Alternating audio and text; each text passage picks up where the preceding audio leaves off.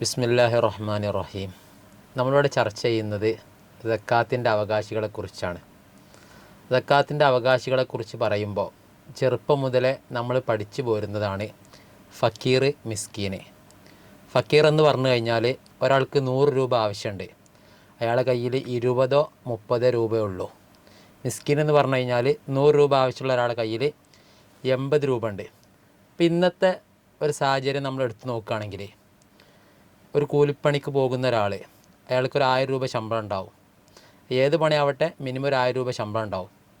അപ്പോൾ നമ്മൾ ഫക്കീർ, മിസ്കീനെ ഇങ്ങനെ അന്വേഷിക്കുമ്പോൾ ഇയാൾ സക്കാത്തിൻ്റെ അവകാശിയാണോ എന്നുള്ള സംശയം നമുക്കുണ്ടാകും. അപ്പോൾ ആർക്കാണ് സക്കാത്ത് കൊടുക്കുക എന്നുള്ളൊരു വിഷയം അവിടെ ഉണ്ട്.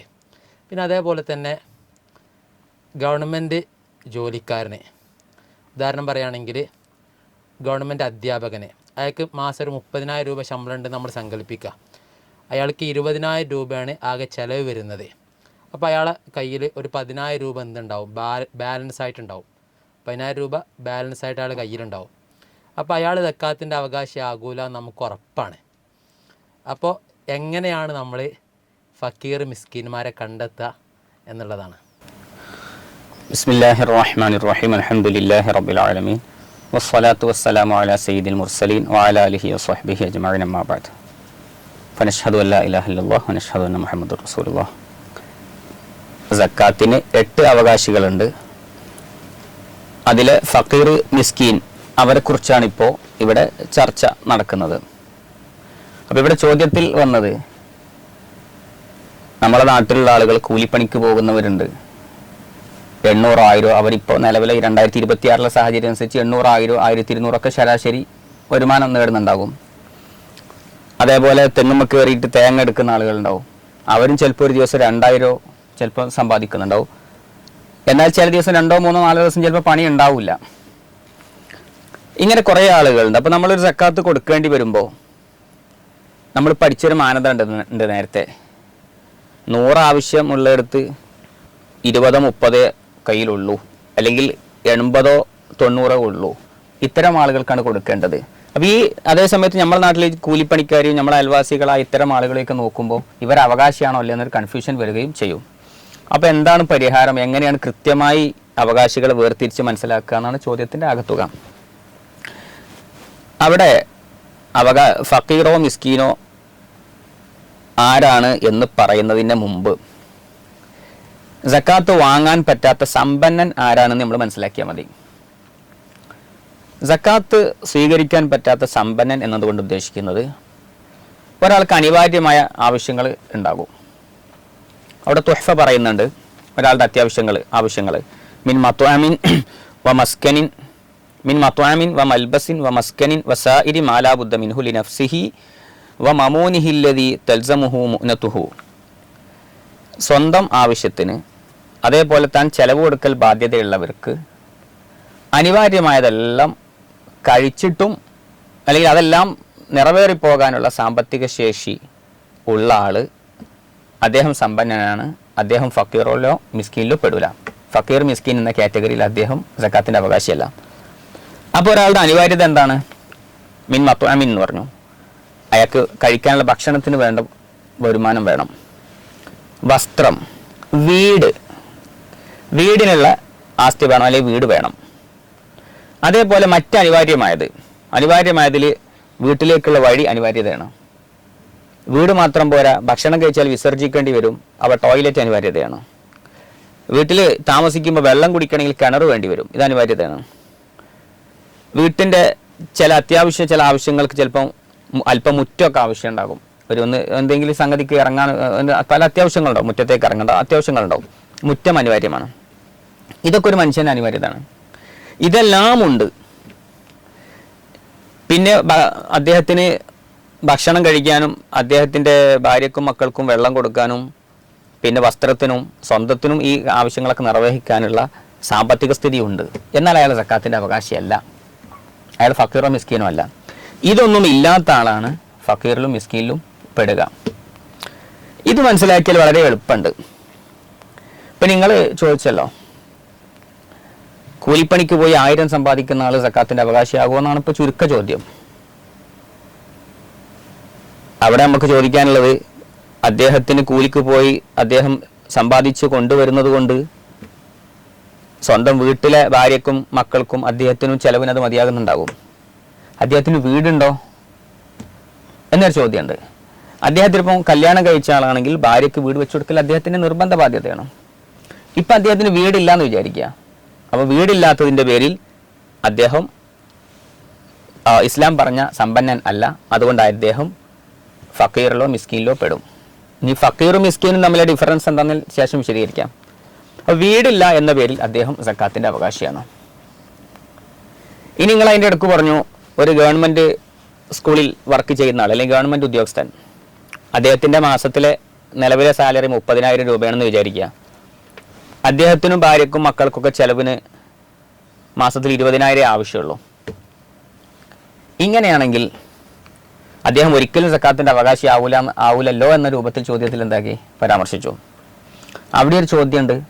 അദ്ദേഹം വിവാഹിതനായതുകൊണ്ട് ഭാര്യയ്ക്കും മക്കൾക്കൊക്കെ വീട് വെച്ചു കൊടുക്കൽ അദ്ദേഹത്തിൻ്റെ ബാധ്യതയിലുണ്ട്. അദ്ദേഹത്തിന് വീടുണ്ടോ നിലവിൽ? മിക്കവാറും ഉണ്ടാവില്ല. വാപ്പയുടെ വീട്ടിലായിരിക്കും അയാൾ താമസിക്കുന്നത്. അപ്പം സ്വന്തമായിട്ട് അദ്ദേഹം വീട് ആക്കിയിട്ടില്ല, ഭാര്യയ്ക്കും മക്കൾക്കും വീട് വെച്ചു കൊടുത്തിട്ടില്ല. വാപ്പയുടെ ഔദാര്യം കൊണ്ട് ആ വീട്ടിൽ താമസിക്കുക മാത്രമാണ് ചെയ്യുന്നത്. അതുകൊണ്ട് വീടില്ലാത്തതിൻ്റെ പേരിൽ അദ്ദേഹം സക്കാത്തിൻ്റെ അവകാശിയാണ്. അപ്പം നമ്മളെ കാഴ്ചയിൽ അദ്ദേഹം മാസത്തിൽ 30,000 സമ്പാദിക്കുന്നുണ്ട്. എല്ലാ മാസവും പെർ മന്ത് അദ്ദേഹം 10,000 ബാലൻസ് വെക്കുന്നുണ്ട്. അപ്പോൾ അയാൾ എന്തായാലും സക്കാത്തിൻ്റെ അവകാശമില്ല എന്ന് നമുക്ക് തോന്നും. പക്ഷേ റിയലി അയാൾ സക്കാത്തിൻ്റെ അവകാശിയാണ്. കാരണം അദ്ദേഹത്തിന് വീടില്ല എന്നുള്ള വലിയൊരു ആവശ്യക്കാരനാണ് അദ്ദേഹം. വീട്ടിലേക്ക് വലിയൊരു ആവശ്യക്കാരനാണ്. അപ്പം അദ്ദേഹം തീർച്ചയായും സക്കാത്തിൻ്റെ അവകാശിയാണ്. ഇനി ഇവിടെ തന്നെ നോക്കേണ്ട ചില സംഗതികളും കൂടെ ഉണ്ട്. ഇദ്ദേഹത്തിന് ഇപ്പോൾ വീടില്ല. പക്ഷേ ഇദ്ദേഹത്തിൻ്റെ ഉപ്പ ഒരു കൊല്ലം മുമ്പ് കഴിഞ്ഞ വർഷം മരണപ്പെട്ടു. ഉപ്പ മരണപ്പെട്ടതുകൊണ്ട് ഉപ്പാക്കൊരു 2 ഏക്കർ സ്ഥലമുണ്ട്. അതിൽ നിന്ന് 25 സെന്റ് സ്ഥലത്തിന് ഇദ്ദേഹം അവകാശിയാണെന്ന് വിചാരിക്കുക. അങ്ങനെയാണെങ്കിൽ ഇദ്ദേഹം നിലവിൽ വീടില്ലാത്തതിൻ്റെ പേരിൽ ഇദ്ദേഹത്തിന് സക്കാത്ത് വാങ്ങാൻ അവിടെ ചാൻസ് ഇല്ല, അവസരമില്ല. കാരണം 25 സെന്റ് സ്ഥലം ഉണ്ടെങ്കിൽ അതിൽ 10 സെന്റിലായൊക്കെ എന്തായാലും വീട് വെക്കാൻ പറ്റും. ഒരു ശരാശരി ഒരു വീട് 10 സെന്റിൽ വെക്കാം. ഇനി വീട് വെക്കാൻ ക്യാഷ് എവിടുന്ന? ബാക്കി 15 സെന്റ് അദ്ദേഹത്തിൻ്റെ ബാലൻസ് ഉണ്ടല്ലോ. അപ്പോൾ ആ 15 സെന്റിന് ഓരോ സെന്റിനും ഒരു 3 ലക്ഷം രൂപ അവിടെ വില വരുന്നു വിചാരിക്കുക അദ്ദേഹത്തിൻ്റെ ആ പ്രദേശത്ത്. അങ്ങനെയാണെങ്കിൽ 15 സെന്റ് 3 ലക്ഷത്തിന് വിറ്റ് കഴിഞ്ഞാൽ അദ്ദേഹത്തിന് 45 ലക്ഷം കിട്ടും.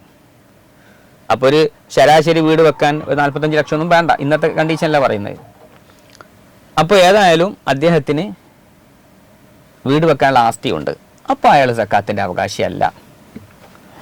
പിന്നെ ഇനി ഇതുമായി ബന്ധപ്പെട്ട് കുറച്ചുകൂടെ കാര്യങ്ങൾ നമുക്ക് തുടർന്ന് ചർച്ചയിൽ എന്ത് ചെയ്യാം, പറയാവുന്നതാണ്. ഒരാളെ പിതാവ്, ആ പിതാവിൻ്റെ വീട്ടിൽ ഇയാൾക്ക് താമസിക്കാൻ, മക്കൾക്ക് മകനെ, അതെ, മകനും അവൻ്റെ ഭാര്യക്കൊക്കെ താമസിക്കാൻ അനുവാദം എന്ത് ചെയ്തു? പിതാവ് കൊടുത്തു. പരിപൂർണമായ തൃപ്തിയോടുകൂടെ നിങ്ങളിവിടെ താമസിച്ചോടി എന്ന് പറഞ്ഞു. അങ്ങനെയാണെങ്കിൽ വീടിൻ്റെ പേരിൽ ഇയാൾക്ക് സക്കാത്ത് വാങ്ങാൻ പറ്റുമോ? ഇയാൾ സക്കാത്തിൻ്റെ അവകാശിയാവോ?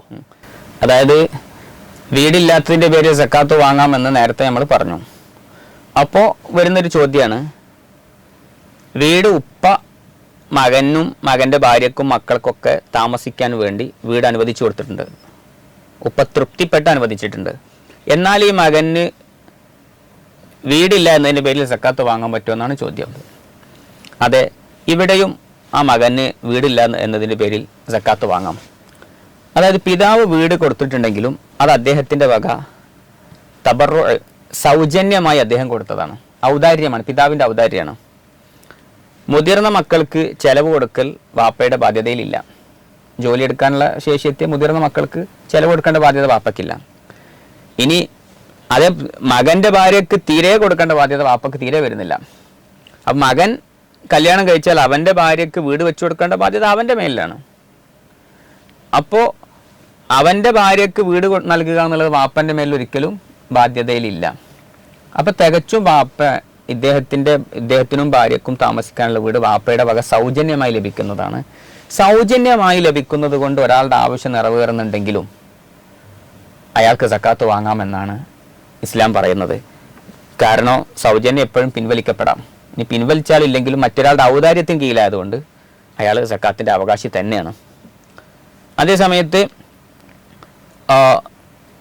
ഒരാളുടെ നിർബന്ധിത ചെലവിൻ്റെ കീഴിലാണ് ഒരാൾ താമസിക്കുന്നതെങ്കിൽ സൗജന്യമല്ല, ചിലപ്പോൾ ചിലർ ഇപ്പം ഭർത്താവ് ഭാര്യയ്ക്ക് ചിലവ് കൊടുക്കൽ നിർബന്ധം ഉണ്ടാകും. നിർബന്ധ ചെലവ് കൊണ്ട് ഒരാളുടെ ആവശ്യങ്ങളൊക്കെ നിറവേറി പോകുന്നുണ്ടെങ്കിൽ അദ്ദേഹത്തിന് സക്കാത്ത് വാങ്ങാൻ പറ്റില്ല. സൗജന്യമായി കിട്ടുന്നതാണെങ്കിൽ അതിന് ഇല്ലാത്തതിൻ്റെ സ്ഥാനമേ ഉള്ളൂ, അദ്ദേഹത്തിന് സക്കാത്ത് വാങ്ങാൻ അവകാശം ഉണ്ട്. അപ്പം ആ മകന് ഒരു വീട് വെക്കാനുള്ള സാമ്പത്തിക സ്ഥിതി അവൻ്റെ കയ്യിലില്ലെങ്കിൽ ഒരു വീട് വെക്കാൻ എത്ര ക്യാഷാണോ അവനക്ക് ആവശ്യമുള്ളത്,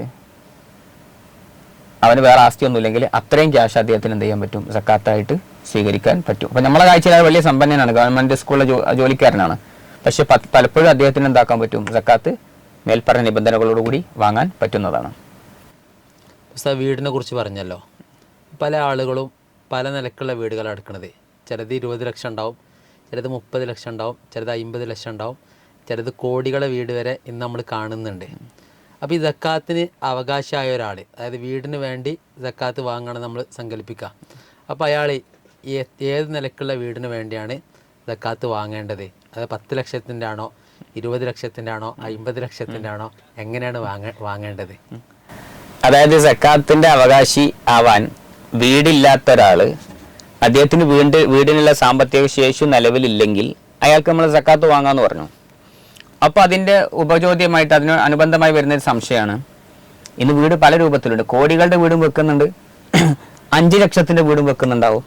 ചിലപ്പോൾ ഒരു താർപ്പായ കൊണ്ട് ഇങ്ങനെ വലിച്ചു കെട്ടിയിട്ടുള്ള 10,000 രൂപ മാത്രം ചിലവുള്ള വീടും ഉണ്ടാവും. അപ്പോൾ വീടിന് വേണ്ടി നമ്മൾ സക്കാത്തിൻ്റെ സംഖ്യ അയാൾക്ക് വാങ്ങാമെന്ന് പറഞ്ഞു. അപ്പോൾ എത്ര സംഖ്യ വരെ അദ്ദേഹത്തിന് വാങ്ങാം, സക്കാത്ത് നൽകുന്ന ഒരു വ്യക്തി ഇദ്ദേഹത്തിന് എത്ര സംഖ്യ വരെ നൽകാം എന്നൊക്കെ സംശയം ഉണ്ടാവും. അവിടെ തുഹ്ഫ പറയുന്നുണ്ട്, അലാമ യലിയഖു ബിഹി വബിഹിം മിൻ ഗൈരി ഇസ്റാഫിൻ വലാ തഖ്തീർ. ഒരു വ്യക്തിക്കും താൻ ചെലവ് കൊടുക്കൽ നിർബന്ധമുള്ളവരോടും യോജിച്ച മാന്യമായ ഒരു കാലഘട്ടത്തിനനുസരിച്ച് ഓരോ മാന്യത യോജിപ്പൊക്കെ ഉണ്ടാവും. അതിനനുസരിച്ച രൂപത്തിൽ ദൂർത്തോ പിശുക്കോ ഇല്ലാതെ അദ്ദേഹത്തിന് ഭക്ഷണവും വസ്ത്രവും പാർപ്പിടം എല്ലാം മതിയാകുന്നുണ്ടെങ്കിൽ അയാൾ സക്കാത്തിൻ്റെ അവകാശിയല്ല. ഇതിനെല്ലാം മതിയാകുന്നില്ലെങ്കിൽ അയാൾ സക്കാത്തിൻ്റെ അവകാശിയെന്ന് പറയുന്നുണ്ട്. അപ്പോൾ ഒരു കാലഘട്ടത്തിനനുസരിച്ച് ഇപ്പോൾ ഇന്നത്തെ കാലത്ത് നമ്മുടെ നാട്ടിൽ ഒരു വാർപ്പ് എന്നല്ല പറയുക, കോൺക്രീറ്റിൻ്റെ വീട്, ഇത്തരം ഒരു വീടാണ് ഒരു മാന്യമായൊരു വീട്. നമ്മുടെ നാട്ടിൽ സിസ്റ്റം അനുസരിച്ച് പൊതുവേ പറയാണ്, അത്തരം ഒരു വീടില്ലെങ്കിൽ ഒരാളോട് യോജിച്ച വീട് ആവാത്തൊരു കണ്ടീഷൻ ഉണ്ട്.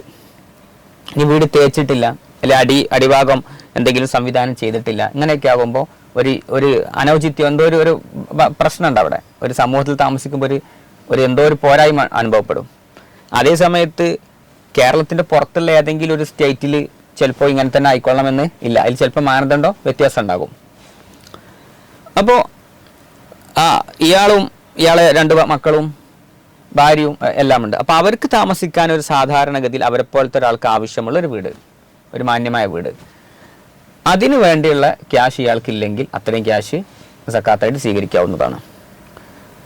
ഇനി ഒരാളിപ്പോൾ ഒരു വീടിന് എടുത്ത് വീട് പണി നടന്നു, അതിൻ്റെ മുകൾ ഭാഗം കോൺക്രീറ്റ് ഒക്കെ ഇട്ടിട്ടുണ്ട്, പിന്നെ പുറത്ത് കിച്ചണിൻ്റെ ഭാഗത്ത് കൂടെ കയറുന്ന ഒരു ഡോറും അയാൾ ഫിറ്റ് ചെയ്തിട്ടുണ്ട്, ഫ്രണ്ട് സിറ്റ് ഔട്ട് കൂടെ കയറുന്ന ഡോറും ഫിറ്റ് ചെയ്തിട്ടുണ്ട്, ബാക്കി ഡോറൊന്നും വെച്ചിട്ടില്ല. വീട് പണി പകുതിയിലുള്ളത്. ഇദ്ദേഹം എന്ത് ചെയ്തു, ആ വീട്ടിലേക്ക് താമസവും മാറ്റി അവിടെ താമസിക്കുന്നുണ്ട്. ഇപ്പം പ്രത്യക്ഷത്തിലേക്ക് വീടുണ്ടെങ്കിലും അദ്ദേഹത്തോട് യോജിച്ച വീടായിട്ടില്ല, ഒരു മാന്യമായൊരു വീടായിട്ടില്ലല്ലോ. അതുകൊണ്ട് ഇനി വീട് പണി പൂർത്തിയാക്കി ഒരു മാന്യമായൊരു വീടാക്കാൻ, ഒരു സമ്പൂർണ്ണമായ വീടാക്കാൻ എന്ത് പണം ആവശ്യമുണ്ടോ, എത്ര പണം ആവശ്യമുണ്ടോ അത്രയും പണം അദ്ദേഹത്തിന് സക്കാത്തായി വാങ്ങാം. അദ്ദേഹത്തിന് അത്രയും പണം ആസ്തിയായി ഇല്ലെങ്കിൽ, അദ്ദേഹത്തിന് അപ്പുറം 5 സെൻറ്റ് സ്ഥലമുണ്ട്, 5 സെൻറ്റ് സ്ഥലം വിറ്റാൽ അയാൾക്ക് 15 ലക്ഷം കിട്ടും. 15 ലക്ഷം കൊണ്ട് ഈ ബാക്കി പണിയൊക്കെ അദ്ദേഹത്തിന് എന്താക്കാൻ പറ്റും, പൂർത്തിയാക്കാൻ പറ്റും. എന്നാൽ സക്കാത്തിൻ്റെ അവകാശമല്ല. അങ്ങനെയൊന്നും ഇല്ലെങ്കിൽ അയാൾക്ക് മാസത്തിൽ 20,000 വരുമാനമുണ്ട്, 20,000 കൊണ്ട് ഒറ്റയടിക്ക് ഈ കാര്യം നടക്കൂലല്ലോ. അത് നിത്യച്ചെലവിന് ആവശ്യം ഉണ്ടാവുള്ളൂ, മതിയാവും, നിത്യച്ചെലവിന് തന്നെ അത് ആവശ്യം ഉണ്ടാകും ആ പൈസ. അപ്പോൾ ഇതിലേക്ക് ബാലൻസ് വെക്കാൻ മാത്രം ഉണ്ടാവില്ല. അപ്പോൾ അതുകൊണ്ട് അദ്ദേഹത്തിന് ഇത്രയും ക്യാഷ് എന്ത് ചെയ്യാൻ പറ്റും, സക്കാത്തായിട്ട് സ്വീകരിക്കാൻ പറ്റും. അപ്പോൾ ഇതാണ് അതിൻ്റെ മാനദണ്ഡം. ഇനി ഗൾഫിൽ ജോലി ചെയ്യുന്ന ഒരാൾ, അയാൾക്ക് വീടുണ്ട്, മറ്റെല്ലാവിധ സൗകര്യങ്ങളും ഉണ്ട്, അങ്ങനെ അയാൾക്ക് പെട്ടെന്ന് അറ്റാക്ക് വന്ന് അയാൾ നാട്ടിലേക്ക് വന്നു, ഇപ്പം അയാൾക്ക് ജോലിയൊന്നുമില്ല, അപ്പം അയാൾ സക്കാത്തിൻ്റെ അവകാശിയാവോ? അതായത് ഒരാൾ ഗൾഫിൽ പോയി താമസിച്ചു, അദ്ദേഹം അധ്വാനിച്ച് വീടുണ്ടാക്കി, പിന്നെ കുറച്ച് പറമ്പും കൂടി ഉണ്ടെന്ന് വിചാരിക്കാം. നമ്മൾ വിശദീകരണത്തിന് സൗകര്യത്തിന് ഞാൻ ആഡ് ചെയ്യാണ്. അദ്ദേഹത്തിനൊരു 20 സെൻറ്റ് സ്ഥലമുണ്ട്. വീടും വഴിയും മുറ്റമൊക്കെ കഴിച്ചിട്ട്, ആൾ അനിവാര്യമായ മുറ്റമൊക്കെ കഴിച്ചിട്ട് അദ്ദേഹത്തിനൊരു 20 സെൻറ്റ് സ്ഥലമുണ്ട്. ഈ അവസ്ഥയിൽ അദ്ദേഹം ഒരു അറ്റാക്കായി നാട്ടിലേക്ക് വന്നു. അദ്ദേഹത്തിന് ഇപ്പം ജോലി എടുക്കാൻ കഴിയുന്നില്ല. അപ്പം അറ്റാക്കിൻ്റെ പ്രശ്നമുള്ളതുകൊണ്ട് അദ്ദേഹത്തിന് ജോലി എടുക്കാൻ പറ്റുന്നില്ല.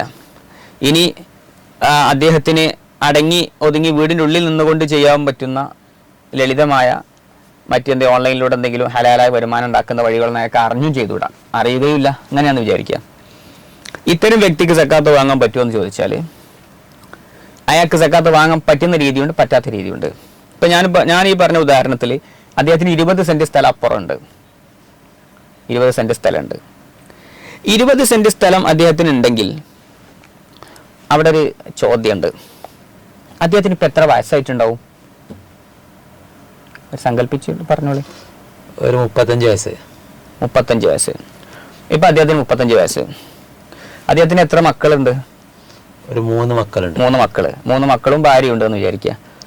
അപ്പോൾ ടോട്ടൽ 5 മെമ്പർമാരാണ് വീട്ടിലുള്ളത്. ഈ 5 ആളുകൾക്ക് മാസത്തിൽ ഒരു മാന്യമായ ചെലവ് ഒരു 20,000 രൂപയാണെന്ന് വിചാരിക്കുക. ഏകദേശം 20,000 ഒക്കെ ഇപ്പോഴത്തെ സാഹചര്യത്തിൽ ഉണ്ടാവാൻ സാധ്യത ഉണ്ട്. ഒരു ദിവസം ഭാര്യക്കും മക്കൾക്കും ഒരു 5 മെമ്പർമാർക്ക് ശരിക്കും മീൻ ഭക്ഷണത്തിൽ കൂട്ടിയിട്ട് കഴിക്കണമെങ്കിൽ, ഉച്ചക്കും രാത്രിയും കഴിക്കണമെങ്കിൽ ചുരുങ്ങിയത് 200 രൂപയുടെ മീന്, 200 പോരാ, അത് അഡ്ജസ്റ്റ് ചെയ്യുമ്പോഴായിരിക്കും അതുണ്ടാവുക. ഒരു നല്ല മീനൊക്കെ വാങ്ങിയാൽ അത് മതിയാവില്ല. അപ്പോൾ ഒരു 200 രൂപയുടെ മീൻ വെച്ച് നമ്മൾ സങ്കല്പിച്ചാൽ തന്നെ ഒരു മാസത്തിൽ 6,000 രൂപ മീനിന് വേണ്ടി മാത്രം മാറ്റി വെക്കണം. ബാക്കി അരി, അതിലേക്കുള്ള മറ്റ് കൂട്ടാനുകളെല്ലാം കൂടി വെക്കുമ്പോൾ പിന്നെ അതേപോലെ തന്നെ മറ്റ് അനിവാര്യമായ മറ്റ് ചിലവുകളും ഉണ്ടാവും. പല ആവശ്യങ്ങളും മനുഷ്യനുണ്ടാവും. ഇതെല്ലാം കൂടി ചേർക്കുമ്പോൾ ഒരു 20,000 എന്തായാലും വേണ്ടി വരും, ഏകദേശം പറയുന്നത്. അപ്പോൾ ഇങ്ങനെയുള്ള വ്യക്തിക്ക് ഒരു മാസത്തിൽ 20,000 രൂപയാണ് അദ്ദേഹത്തിന് ദൂർത്തും പിശുക്കും ഇല്ലാത്ത ചിലവ്. അതാണ് പരിഗണിക്കുക. മിനോരി ഇസ്രാഫിൻ വല തഖ്തീർ തുഹ്ഫ പറഞ്ഞത്. ദൂർത്തും പിശുക്കും ഉണ്ടാകാൻ പാടില്ല. ഒരാൾ എല്ലാ ദിവസവും ആടും മറ്റേ ആവോലിയും വാങ്ങിയിട്ടാണ് കഴിക്കുന്നത്, ഫുള്ള് എന്നും ബിരിയാണി, അല്ലെങ്കിൽ അതന്നെ ഏറ്റവും ടോപ്പ് ബിരിയാണീൻ്റെ അരി വാങ്ങിയിട്ടാണ് കഴിക്കുന്നത് സ്ഥിരം. ഇങ്ങനെ ആകുമ്പോൾ അത് കുറച്ച് ഓവറാണ്. അതേ സമയത്ത് ഒരാൾ പിശുക്കിയിട്ട് ആഴ്ചയിൽ ഒരു ദിവസം മീൻ വാങ്ങും, ബാക്കി ദിവസമൊക്കെ ഉണക്കൽ മീൻ ഒപ്പിക്കുക, അല്ലെങ്കിൽ പപ്പടം മാത്രം ഒപ്പിക്കുക, അല്ലെങ്കിൽ കൂട്ടാനില്ലാതെ വെറും ചമ്മന്തി കൊണ്ട് ഒപ്പിച്ചിട്ട് ഇങ്ങനെ പോവാണ്. അതുകൊണ്ട് ചിലപ്പോൾ അദ്ദേഹത്തിന് 6,000 രൂപ കൊണ്ട് മതിയാകുന്നുണ്ടാവും. അദ്ദേഹം പുറത്ത് പറയുമ്പോൾ അൽഹംദുലില്ലാ നല്ല റാഹത്ത് തന്നെയാണ്, എൻ്റെ കാര്യമൊക്കെ ഭംഗിയായി നടക്കുന്നുണ്ട് എന്ന് തൃപ്തിപ്പെട്ട് ജീവിക്കുന്ന പല പാവങ്ങളുണ്ടാവും. അവർക്ക് അവരുടെ കാഴ്ചയിൽ എനിക്കെല്ലാം മതിയെന്ന് തോന്നുന്നുണ്ടെങ്കിലും അവർ യഥാർത്ഥത്തിൽ റിയലി നഫ്സുൽ അമറിലേക്ക്, ഹക്കീക്കത്തിലേക്ക്, കാര്യത്തിൻ്റെ യഥാർത്ഥത്തിലേക്ക് നോക്കുമ്പോൾ അവർ സക്കാത്തിൻ്റെ അവകാശം തന്നെയാണ്. അത് നമ്മൾ എന്ത് ചെയ്യണം, അവിടെ ഇതാക്കേണ്ടതുണ്ട്. അദ്ദേഹത്തിന് ആസ്തിയൊന്നും ഇല്ലെങ്കിൽ, അദ്ദേഹത്തിന് നല്ല വരുമാനമുണ്ട്, അദ്ദേഹം ക്യാഷ് വേറെ മാറ്റി വെക്കുകയാണെങ്കിൽ അയാൾ സക്കാത്തിൻ്റെ അവകാശമൊന്നുമല്ല. ഓക്കെ, അപ്പോൾ നമ്മൾ ഗൾഫുകാരനിലേക്ക് വരാം. ഇദ്ദേഹം ഒരു മാന്യമായി ജീവിക്കാൻ, ഒരു മിതമായ, ഒരു ഓവർ ദൂർത്തും പിശുക്കില്ലാതെ ജീവിക്കാൻ 20,000 രൂപയാണ് അദ്ദേഹത്തിന് വേണ്ടതെന്ന് വിചാരിക്കുക. അപ്പം നമ്മൾ 2026 സംസാരിക്കുന്നത്. ഈ ഒരു സാഹചര്യത്തിൽ അത്ര വേണമെന്ന് വിചാരിക്കുക. ഇദ്ദേഹത്തിന് 20 സെൻറ്റ് സ്ഥലം അപ്പുറമുണ്ട്. ഇപ്പം ഇദ്ദേഹത്തിൻ്റെ വയസ്സ് 35 പറഞ്ഞത്. ഇങ്ങനെ വരുമ്പോൾ അവിടെ ഒരു ചർച്ച, തുഹ്ഫയും നിഹായും എല്ലാം പറയുന്നുണ്ട്. ഒരാൾക്ക് ഗാലിബുൽ ഉംറിലേക്ക് ജീവിക്കാനുള്ള ആസ്തി ഉണ്ടെങ്കിൽ അയാൾ സക്കാത്തിൻ്റെ അവകാശമില്ല. ഗാലിബുൽ ഉംറ എന്ന് പറഞ്ഞാൽ സാധാരണഗതിയിൽ ഒരു മനുഷ്യൻ ജീവിക്കുന്ന ഒരായുസ്, അതിലേക്ക് എത്താനുള്ള ആസ്തി നിലവിൽ അയാളുടെ കയ്യിലുണ്ടെങ്കിൽ, സാമ്പത്തിക സ്ഥിതി അയാളുടെ കയ്യിലുണ്ടെങ്കിൽ അയാൾ സക്കാത്തിൻ്റെ അവകാശമല്ല എന്നൊരു സംഭവം പറയുന്നുണ്ട്, ഒരു മാനദണ്ഡം പറയുന്നുണ്ട്. തുഹ്ഫ നിഹായ എല്ലാവരും പറയുന്നുണ്ട്. അപ്പോൾ ഗാലിബുൽ ഉംറ, ഒരു സാധാരണ ഒരു മനുഷ്യൻ്റെ ഒരു ആസ്തിയല്ല, ഒരു ആയുസ് എത്രയാണ് എന്നതിൽ പണ്ഡിത ലോകത്ത് 2 അഭിപ്രായമുണ്ട്. അത് 60 വയസ്സാണോ 70 വയസ്സാണോ എന്നതിൽ അഭിപ്രായ വ്യത്യാസമുണ്ട്. അതിൽ തുഹ്ഫ നിഹായൊക്കെ നോക്കിയാൽ അവിടെ ഒന്ന് ശ്രദ്ധയോടുകൂടി നമ്മൾ നോക്കേണ്ട സ്ഥലമാണ് അവിടെ. ഏതായാലും അതിനുമായി ബന്ധപ്പെട്ട ചർച്ച തർശീഹിലും അതേപോലെ തന്നെ കുർദി റഹിമഹുല്ലയുടെ ഹവാഷിൽ മദനിയയിലും അതേപോലെ ഇബ്നു ഹാമിദ് റഹിമഹുല്ലയുടെ ഫത്താവയിലൊക്കെ ചർച്ചകളുണ്ട്. ചുരുക്കി പറയാം, 60 വയസ്സാണോ 70 വയസ്സാണോ എന്നതിൽ തർക്കമുണ്ട്. നമ്മൾ തൽക്കാലം 70 വയസ്സ് പിടിക്കുക. അഭിപ്രായം നമ്മൾ 70 പിടിക്കാൻ പറ്റിയ അഭിപ്രായം തന്നെയാണ്. 70 വയസ്സാണോ എന്ന് വിചാരിക്കുക. ഒരാളുടെ ഒരു സാധാരണഗതിയിൽ ഒരാൾ എത്തിപ്പെടുന്ന ജീവിതം 70 ആണ് എന്ന് വിചാരിക്കാം. അത് പിടിച്ചാൽ ഇനി അദ്ദേഹത്തിന് ജീവിക്കാനുള്ള കാലം 35 കൊല്ലാണ്. അപ്പം 35 വയസ്സായി, 35 വർഷമാണ്. ഇദ്ദേഹത്തിന് മാസത്തിലുള്ള ചെലവ് നമ്മൾ പറഞ്ഞത് 20,000 ആണ്. അപ്പോൾ ഒരു വർഷത്തേക്ക് എത്ര വേണ്ടി വരും? 2,40,000 വേണം. പെർ മന്ത് 20,000 ഉണ്ടെങ്കിൽ 12 മാസത്തേക്ക് 2,40,000 വേണം. ഇങ്ങനെ ആകുമ്പോൾ 35 കൊല്ലത്തേക്ക് 2,40,000 വെച്ച് നമ്മൾ നോക്കുകയാണ്. ഒന്ന് കാൽക്കുലേറ്റ് ചെയ്ത് നോക്കാം.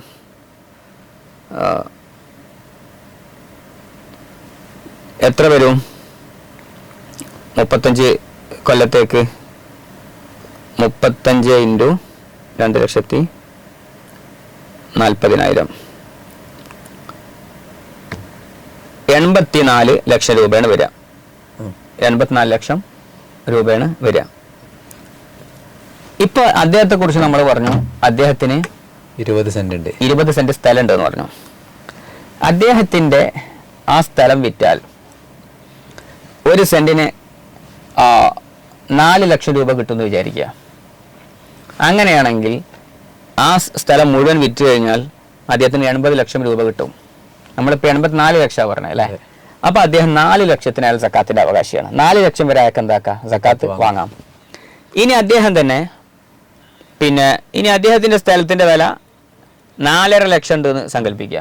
അങ്ങനെയാണെങ്കിൽ 1 കോടി രൂപ അദ്ദേഹത്തിന് കിട്ടും. എന്നാൽ സക്കാത്തിന്റെ അവകാശി അല്ലേ അല്ല, ഒന്നും സംശയിക്കാനില്ല. ഇനി അദ്ദേഹത്തിന്റെ സ്ഥലത്തിന്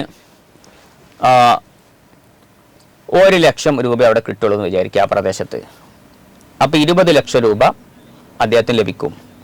ബാക്കി 84 ലക്ഷത്തിലേക്ക് എത്താൻ 64 ലക്ഷം രൂപ ആവശ്യം ഉണ്ട്. പക്ഷേ അപ്പം ആ നിലയ്ക്ക് നമ്മൾ പറയുമ്പോൾ അയാൾക്ക് 64 ലക്ഷം വരെ സക്കാത്ത് വാങ്ങാമെന്ന് നമുക്ക് തോന്നും. അവിടെ ഒരു കാര്യവും കൂടെ ഇമാമുകൾ പറയുന്നുണ്ട്. ഒരാളുടെ അടുക്കൽ ഒരു ഭൂമിയുണ്ട്. ഈ ഭൂമി ഒരു വില കിട്ടുന്നൊരു ഭൂമി പോലത്തെ ഒരു ആസ്തി ഒരാളുടെ കയ്യിലുണ്ടെങ്കിൽ, തുഹ്ഫിനിഹായൊക്കെ പറഞ്ഞ മസലയാണ്. ഒരു ഭൂമി ഒരാളുടെ കയ്യിലുണ്ട്. ഈ ഭൂമി അദ്ദേഹം വിറ്റ് കഴിഞ്ഞാൽ, ആ വിറ്റ് കഴിഞ്ഞ് അതൊരു വരുമാന മാർഗത്തിലേക്ക് അദ്ദേഹത്തിന് ചെലവഴിക്കാൻ കഴിയുമെങ്കിൽ അതിലേക്ക് ചെലവഴിക്കണം. അതിലൂടെ ലഭിക്കുന്ന വരുമാനം കൊണ്ട് അയാൾ ജീവിക്കണം. അപ്പോൾ ഈ 20 ലക്ഷം ആണ് അദ്ദേഹത്തിൻ്റെ ഭൂമി വിറ്റാൽ അദ്ദേഹത്തിന് കിട്ടുകയുള്ളൂ നമ്മൾ സങ്കല്പിക്കാം. അപ്പോൾ ഈ 20 ലക്ഷം അദ്ദേഹത്തിന് കിട്ടി. ഈ 20 ലക്ഷം അയാൾ ഉപയോഗിച്ചിട്ട് അദ്ദേഹത്തിന് എന്തെങ്കിലും ഒരു ബിസിനസ് നാട്ടിൽ തുടങ്ങാൻ കഴിയും. അല്ലെങ്കിൽ നാട്ടിൽ വിശ്വസനീയമായി ഇദ്ദേഹത്തിന് പരിചയമുള്ള നല്ലൊരാളുടെ കയ്യിൽ ക്യാഷ് കൊടുത്താൽ ശരാശരി ഒരു മാസത്തിൽ ഒരു 25,000 രൂപ അദ്ദേഹത്തിന് ലഭിക്കും. അല്ലെങ്കിൽ 20,000 ലഭിക്കും എന്ന് സങ്കല്പിക്കാം. ബിസിനസ്സിൽ നിക്ഷേപിക്കുമ്പോൾ അതിൻ്റെ കുറേ നിബന്ധനകളൊക്കെ പാലിക്കേണ്ടതുണ്ട്. അതിപ്പോൾ നമ്മൾ ചർച്ച ചെയ്യുന്ന സ്ഥലമല്ല. അപ്പോൾ 25,000 രൂപ അദ്ദേഹത്തിന് പെർ മന്ത് ലഭിക്കുമെന്ന് സങ്കല്പിക്കാം. അങ്ങനത്തെ ഒരു ബിസിനസ്സും അവിടെ ഉണ്ട്. ഇതിലേക്ക് അദ്ദേഹത്തിന് നിക്ഷേപിക്കാനും കഴിയും. ഇത് വിറ്റിട്ട് അങ്ങനെ അതിലേക്ക് ചെലവഴിക്കാനുള്ള സാഹചര്യമുണ്ട്. എന്നാൽ അയാൾ സക്കാത്തിൻ്റെ അവകാശിയല്ല. കാരണം അദ്ദേഹത്തിന് ഈ ഭൂമി നേരെ വിറ്റ് ജീവിക്കാൻ കഴിയില്ലെങ്കിലും ഈ വിറ്റ ക്യാഷ് മറ്റൊന്നിലേക്ക് ചെലവഴിച്ചാൽ അതുകൊണ്ട് അദ്ദേഹത്തിന് ജീവിക്കാൻ ഒരു മാസ വരുമാനം ഉണ്ടാക്കി ജീവിക്കാൻ കഴിയുന്നത് കൊണ്ട് അയാൾ സക്കാത്തിൻ്റെ അവകാശിയല്ല. പിന്നെ വീട് ഓൾറെഡി അയാൾക്കുണ്ട്. അതുകൊണ്ട് വീടിന് വേണ്ടി ഇനി അയാൾക്ക് സക്കാത്ത് വാങ്ങാൻ കഴിയില്ല. നിത്യ ചെലവിന് വേണ്ടി മാത്രമേ അദ്ദേഹത്തിന് ക്യാഷ് ആവശ്യമുള്ളൂ. അതിന് ഈ പറമ്പ് വിറ്റ് ഒരു വരുമാനത്തിലേക്ക് തിരിച്ച് അയാൾക്ക് എന്താക്കാൻ പറ്റും? അവിടെ കാര്യം നേടാൻ സാധിക്കും. അതുകൊണ്ട് അയാൾ സക്കാത്തിൻ്റെ അവകാശിയല്ല. ഇനിയിപ്പോൾ അദ്ദേഹത്തിൻ്റെ പറമ്പ് വിറ്റ് 40 ലക്ഷം കിട്ടുമെന്ന് വിചാരിക്കുക. ഇദ്ദേഹത്തിന് 20 സെൻറ്റ് സ്ഥലമല്ല പറഞ്ഞത്. അതിൽ 15 സെൻറ്റ് സ്ഥലം വിറ്റാൽ അദ്ദേഹത്തിന് 40 ലക്ഷം കിട്ടും എന്ന് വിചാരിക്കുക. 5 സെൻറ്റ് സ്ഥലം റോഡിൻ്റെ സൈഡിലാണെന്ന് വിചാരിക്കുക. ഇദ്ദേഹത്തിന് അവിടെ എന്ത് ചെയ്യുക? ഈ കിട്ടിയ 40 ലക്ഷം കൊണ്ട് ഒരു 4 റൂമുകൾ വാടക കൊടുക്കാൻ പറ്റിയ 4 റൂം അദ്ദേഹത്തിന് നിർമ്മിക്കാൻ കഴിയുമെന്ന് വിചാരിക്കുക. അവിടെ ചാൻസ് ഉണ്ട്, സ്കോപ്പ് ഉണ്ട്. അതിലേക്ക് അങ്ങനെ റൂം നിർമ്മിച്ചു കഴിഞ്ഞാൽ ഓരോ റൂമിൽ നിന്നും അദ്ദേഹത്തിന് മാസത്തിൽ ഒരു 5,000 to 10,000 അദ്ദേഹത്തിന് എന്താവും? കിട്ടും. വരുമാനം കിട്ടാനും സാധ്യത ഉണ്ടെങ്കിൽ അദ്ദേഹത്തിന് മാസത്തിൽ ഒരു 20,000 to 40,000 അദ്ദേഹത്തിന് മാസത്തിൽ എന്ത് ചെയ്യാൻ പറ്റും? ഏൺ ചെയ്യാൻ പറ്റും, സമ്പാദിക്കാൻ പറ്റും. ഈ ഒരു പരിതസ്ഥിതി അദ്ദേഹത്തിൻ്റെ മുമ്പിലുണ്ടെങ്കിൽ, ആ ഒരു അവസ്ഥ നാട്ടിലുണ്ടെങ്കിൽ, അദ്ദേഹത്തിന് അത് ചെയ്യാൻ കഴിയുന്ന സാഹചര്യം ഉണ്ടെങ്കിൽ അയാൾ സക്കാത്തിൻ്റെ അവകാശിയല്ല. ഇതിനൊന്നും കഴിയാത്ത ഒരാളാണ്. ഇങ്ങനത്തെ ട്രിക്കൊന്നുമില്ല, ക്യാഷ് ആരെങ്കിലും കയ്യിൽ കൊടുത്താൽ നേരം തൊലഞ്ഞു പോകും, പിന്നെ അല്ലെങ്കിൽ ഇങ്ങനത്തെ വഴികളൊന്നും മുമ്പിൽ കാണുന്നില്ല. അത്തരം വ്യക്തികളാണെങ്കിൽ ഈ ഭൂമി വിറ്റാൽ കിട്ടുന്ന ക്യാഷ് അത് അദ്ദേഹത്തിൻ്റെ 70 വയസ്സ് വരേക്ക്, മറ്റൊരു അഭിപ്രായം അനുസരിച്ച് 60 വയസ്സ് വരെ ജീവിക്കാനുള്ള ആ അവസ്ഥയിലേക്ക് എത്തുകയില്ലെങ്കിൽ അദ്ദേഹം അവിടേക്ക് എത്താൻ ആവശ്യമായ അത്രയും തുക സക്കാത്ത് വാങ്ങാവുന്നതും, അവിടേക്ക് എത്തുമെങ്കിൽ അയാൾ സക്കാത്തിൻ്റെ അവകാശി അല്ല. ഇതാണ് അതിൻ്റെ മാനദണ്ഡം. അയാൾ ഓടിൻ്റെ വീട്ടിലാണ് താമസിക്കുന്നത്, അതല്ലെങ്കിൽ വേറൊരാൾ അയാൾക്ക് നല്ല വീടുണ്ട് പക്ഷെ വീട്ടിലേക്കുള്ള വഴിയില്ല. അപ്പോൾ ഈ പറഞ്ഞതിൻ്റെ ചുരുക്കം ഇയാൾക്ക് സക്കാത്തിൻ്റെ അവകാശിയാകൂലേ എന്നുള്ളതല്ലേ? അതെ, ഇപ്പം ഞാൻ പറഞ്ഞല്ലോ, നമ്മുടെ നാട്ടിലൊക്കെ ഒരു ഓടിൻ്റെ വീട് എന്ന് പറയുന്നത് പലപ്പോഴും പൊതുവേ എന്ന് പറയാം ഒരു ഇന്നത്തെ സാഹചര്യത്തിൽ ഒരു യോജിച്ച ഒരു വീട് എന്ന് പറയാൻ കഴിയാത്തൊരു സാഹചര്യം ഉണ്ട്. അങ്ങനെയാണ് ഞാൻ നിലവിൽ മനസ്സിലാക്കുന്നത്. അതനുസരിച്ച് അദ്ദേഹത്തിന് ആ വീട് മാറി ഒരു സാധാരണ ഒരു നിലവാരമുള്ള വീട്ടിലേക്ക് എത്താനുള്ള, വീട് ഉണ്ടാക്കാനുള്ള സാമ്പത്തിക സ്ഥിതി, നമ്മൾ മേൽപ്പറഞ്ഞ വിശദീകരണ അടിസ്ഥാനത്തിൽ സാമ്പത്തിക സ്ഥിതി അദ്ദേഹത്തിന് ഇല്ലെങ്കിൽ അദ്ദേഹം സക്കാത്തിൻ്റെ അവകാശിയാണ്. ആസ്തിയോ അല്ലെങ്കിൽ സാമ്പത്തിക സ്ഥിതിയോ ഉണ്ടെങ്കിൽ അത് സക്കാത്തിൻ്റെ അവകാശി അല്ല. അതേപോലെ നല്ല വീടുണ്ട്, വീട്ടിലേക്കുള്ള വഴിയില്ല. ഇപ്പോൾ വഴി ഒരു 3 സെൻറ്റ് സ്ഥലം വേണം വഴിക്ക് എന്ന് വിചാരിക്കുക. 100 മീറ്റർ അല്ലെങ്കിൽ 50 മീറ്റർ ഇങ്ങോട്ട് ഉള്ളിലേക്കാണ് വീടുള്ളത്, വഴിയില്ല എന്ന് വിചാരിക്കുക. മറ്റൊരാളുടെ പറമ്പിലൂടെ കടന്നു പോരുന്നതാണ്, അയാൾ ഔദാര്യമാണ്. ഔദാര്യത്തിലൂടെ കിട്ടുന്നൊന്നും നമ്മൾ എന്താക്കൂല, അത് അദ്ദേഹത്തിൻ്റെ സ്വന്തം ആസ്തിയായിട്ട് പരിഗണിക്കൂല. അത് സക്കാത്ത് വാങ്ങുന്നതിന് തടസ്സമല്ല. അപ്പോൾ അദ്ദേഹത്തിന് വീട്ടിലേക്ക് എത്തണമെങ്കിൽ 3 സെൻറ്റ് സ്ഥലം വേണം. 3 സെൻറ്റ് സ്ഥലം വേണമെങ്കിൽ ചിലപ്പോൾ അതിന് കുറച്ച് ഡിമാൻഡ് കൂടുതലുണ്ടാവും. അപ്പോൾ 15 ലക്ഷം രൂപ വേണമെന്ന് വിചാരിക്കുക. ഇദ്ദേഹത്തിൻ്റെ കയ്യിൽ 15 ലക്ഷം രൂപ ക്യാഷ് ആയിട്ടില്ല. ഇനി അത് വാങ്ങാൻ മറ്റു പറമ്പുകളോ മറ്റൊന്നും വിറ്റിട്ട് വാങ്ങാനുള്ള ആസ്തിയുമില്ല എങ്കിൽ അയാൾ തീർച്ചയായും സക്കാത്തിൻ്റെ അവകാശിയാണ്. സക്കാത്ത് അദ്ദേഹത്തിന് ആ വഴി വാങ്ങാൻ ആവശ്യമായ അത്രയും സമ്പത്ത് സക്കാത്ത് വാങ്ങാവുന്നതാണ്. കാരണം വഴി എന്നതും ഒരു മനുഷ്യൻ്റെ അനിവാര്യതയിൽ പെടുമല്ലോ. അപ്പോൾ സായിരി മാലാബുദ്ധ മിനുഹെന്ന് ത്വഹ്ഫ പറഞ്ഞതിൽ നിന്ന് വഴിയൊക്കെ അതിൽ ഉൾപ്പെടുമെന്നാണ് മനസ്സിലാകുന്നത്. ഒരു വയസ്സായ ഒരാൾ, അദ്ദേഹത്തിൻ്റെ മക്കളൊക്കെ എന്ത് ചെയ്തിട്ടുണ്ട്, മരണപ്പെട്ടിട്ടുണ്ട്, ഇയാൾ സക്കാത്തിന് അവകാശിയാവോ? പ്രായമുള്ള ആൾ, അദ്ദേഹത്തിന് മക്കളൊന്നുമില്ല, എന്നാൽ സക്കാത്ത് വാങ്ങാൻ പറ്റുമെന്നാണ്. ഇത് പലപ്പോഴും നമ്മുടെ നാട്ടിൽ നടക്കുന്നൊരു സംഭവമാണ്. പ്രായമുള്ള, ചിലപ്പം മുഷിഞ്ഞ വസ്ത്രമൊക്കെ ആയിരിക്കും. അപ്പോൾ അവരുടെ രൂപം കണ്ടാൽ അവർ പാവപ്പെട്ട ആളാണെന്ന് പെട്ടെന്ന് ഒറ്റ നോട്ടത്തിൽ തന്നെ തോന്നുകയും ആളുകൾ ഒരു പക്ഷെ അവർക്ക് സക്കാത്തിൻ്റെ സമ്പത്ത് കൊണ്ടുപോയി കൊടുക്കുകയും ചെയ്യും. ഒരു പഴയ റോഡിൻ്റെ വീട്ടിലൊക്കെ ആയിരിക്കും ചിലപ്പോൾ അവർ താമസിക്കാം. ഇത്തരം ആളുകളെ നമ്മൾ രണ്ടായി തിരിക്കണം. ഒന്ന്, ഇവർക്ക് ഈ അവസ്ഥ മാത്രമേ ഉള്ളൂ, വേറെ വരുമാനമൊന്നുമില്ല, ആസ്തിയുമില്ല, എന്നാൽ അവർക്ക് എന്തായാലും സക്കാത്ത് വാങ്ങാം. അതേ സമയത്ത് ഈ പറഞ്ഞ ആൾക്ക് ഇപ്പോൾ ഒരു 69 വയസ്സായി എന്ന് വിചാരിക്കുക. നമ്മൾ നേരത്തെ പറഞ്ഞ ഒരാൾ സാധാരണഗതിയിൽ ജീവിക്കുന്ന ഒരു വയസ്സായിട്ട് ഇമാമുകൾ കണക്കാക്കിയത് 70 വയസ്സാണ്. ഇപ്പോൾ ഒരാൾക്ക് 69 വയസ്സായിട്ടുള്ളൂ ഇദ്ദേഹത്തിന്. അപ്പം ഇനി ആ ഒരു 70ലേക്ക് എത്താൻ 1 വർഷം കുറവുണ്ട്. ഇദ്ദേഹത്തിൻ്റെ ഉപ്പ മരിച്ച വകയിൽ, ഇദ്ദേഹത്തിൻ്റെ ഭാര്യ മരിച്ച വകയിൽ സ്വത്ത് ഉണ്ട്, 50 സെൻറ്റ് സ്ഥലം അപ്പുറമുണ്ട്. എന്നാൽ ഇയാൾ സക്കാത്തിൻ്റെ അവകാശി അല്ല. കാരണം 50 സെൻറ്റ് സ്ഥലം വിറ്റാൽ ഒരു 50 ലക്ഷം കിട്ടുമെന്ന് വിചാരിക്കുക. ഇയാൾക്ക് 70ലേക്ക് എത്താൻ ഒരു കൊല്ലമേ ഉള്ളൂ. അപ്പോൾ ഇയാൾക്കൊരു മാസത്തിൽ 10,000 രൂപ ചിലവുണ്ടാവുള്ളൂ. അങ്ങനെയാണെങ്കിൽ ഇദ്ദേഹത്തിന് ഒരു വർഷത്തേക്ക് 1,20,000 മാത്രമേ ചിലവുള്ളൂ. പക്ഷെ ഇദ്ദേഹത്തിന് 50 ലക്ഷം ആസ്തിയുണ്ട്. എന്നാൽ ഇദ്ദേഹം ഒരിക്കലും സക്കാത്തിൻ്റെ അവകാശിയല്ല. ഇത് പ്രത്യേകം ശ്രദ്ധിക്കേണ്ട മസലയാണെന്നും ജനങ്ങൾ വളരെ അശ്രദ്ധവാന്മാരായി പ്രായമുള്ളവർക്ക് അവരുടെ രൂപം കോലമൊക്കെ കണ്ട് അവർ പ്രായമുള്ള ആളുകൾക്ക് ചിലപ്പോൾ സക്കാത്ത് കൊടുക്കുമ്പോൾ ശ്രദ്ധിക്കണമെന്നും, അവർക്ക് ചിലപ്പോൾ 70 എത്തിയിട്ടുണ്ടാവും, അല്ലെങ്കിൽ 70-ന് അപ്പുറത്തേക്ക് കടന്നിട്ടുണ്ടാവും. അപ്പോൾ അത്തരം ആളുകൾക്ക് ഇതേപോലത്തെ പുറം ആസ്തികളൊക്കെ ഉണ്ടാവാൻ സാധ്യത ഉണ്ടെന്നും, അല്ലെങ്കിൽ അവർക്ക് ചെറിയ ജോലിയുണ്ട്, ആ ജോലി കൊണ്ട് അവർക്ക് നിത്യജീവിതം മുന്നോട്ട് കൊണ്ടുപോകാൻ കഴിയുന്നുണ്ട്, മാന്യമായ വീടുണ്ട്, എന്നാൽ സക്കാത്തിൻ്റെ അവകാശിയല്ല. വേഷത്തിൽ ചിലപ്പോൾ ഭംഗി ഉണ്ടാവില്ല എന്നേ ഉള്ളൂ. അതല്ലെങ്കിൽ വീട് വേണ്ട വിധം നല്ല വീടില്ല, പക്ഷേ വീട് ഉഷാറാക്കാനുള്ള ആസ്തി അപ്പുറമുണ്ട്, പറമ്പായിട്ടുണ്ട്, എന്നാൽ അവർ സക്കാത്തിൻ്റെ അവകാശി അല്ല എന്നും, ഇത്തരം ആളുകൾക്ക് സക്കാത്ത് കൊടുക്കുമ്പം ജനങ്ങൾ അശ്രദ്ധയിൽ കുടുങ്ങിപ്പോവാറുണ്ടെന്നും, അവകാശിയല്ലാത്ത അനർഹരിലേക്ക് സക്കാത്ത് പോകാറുണ്ടെന്നും, അതുകൊണ്ട് വളരെ ശ്രദ്ധിക്കണമെന്നും സഈദ് ബാഷിൻ റഹിമഹുല്ല, നമ്മളെ ബുശ്റൽ കരീമിൻ്റെ മുസന്നിഫ് റഹിമഹുല്ല, അവരുടെ ബുഷറൽ കരീമിൻ്റെ അസലായ അൽ മവാഹിബു സനിയയിൽ ഈ മസ്അല പ്രത്യേകം എടുത്ത് ഉണർത്തിയിട്ടുണ്ട്. ഈ ചർച്ചയുടെ ഇടയിൽ ഉസ്താദ് 70 വയസ്സെന്ന് പറഞ്ഞല്ലോ. അപ്പോൾ ഏത് വയസ്സ് കഴിഞ്ഞ ഒരാൾ, അയാൾക്കൊരു 72 അല്ലെങ്കിൽ 75 വയസ്സൊക്കെ ആയിട്ടുണ്ട്, അപ്പോൾ അയാൾ സക്കാത്തിൻ്റെ അവകാശമാണ് ഏതായാലും. അപ്പോൾ അയാൾ സക്കാത്ത് വാങ്ങുന്നതിൻ്റെ മാനദണ്ഡം എന്താണ്?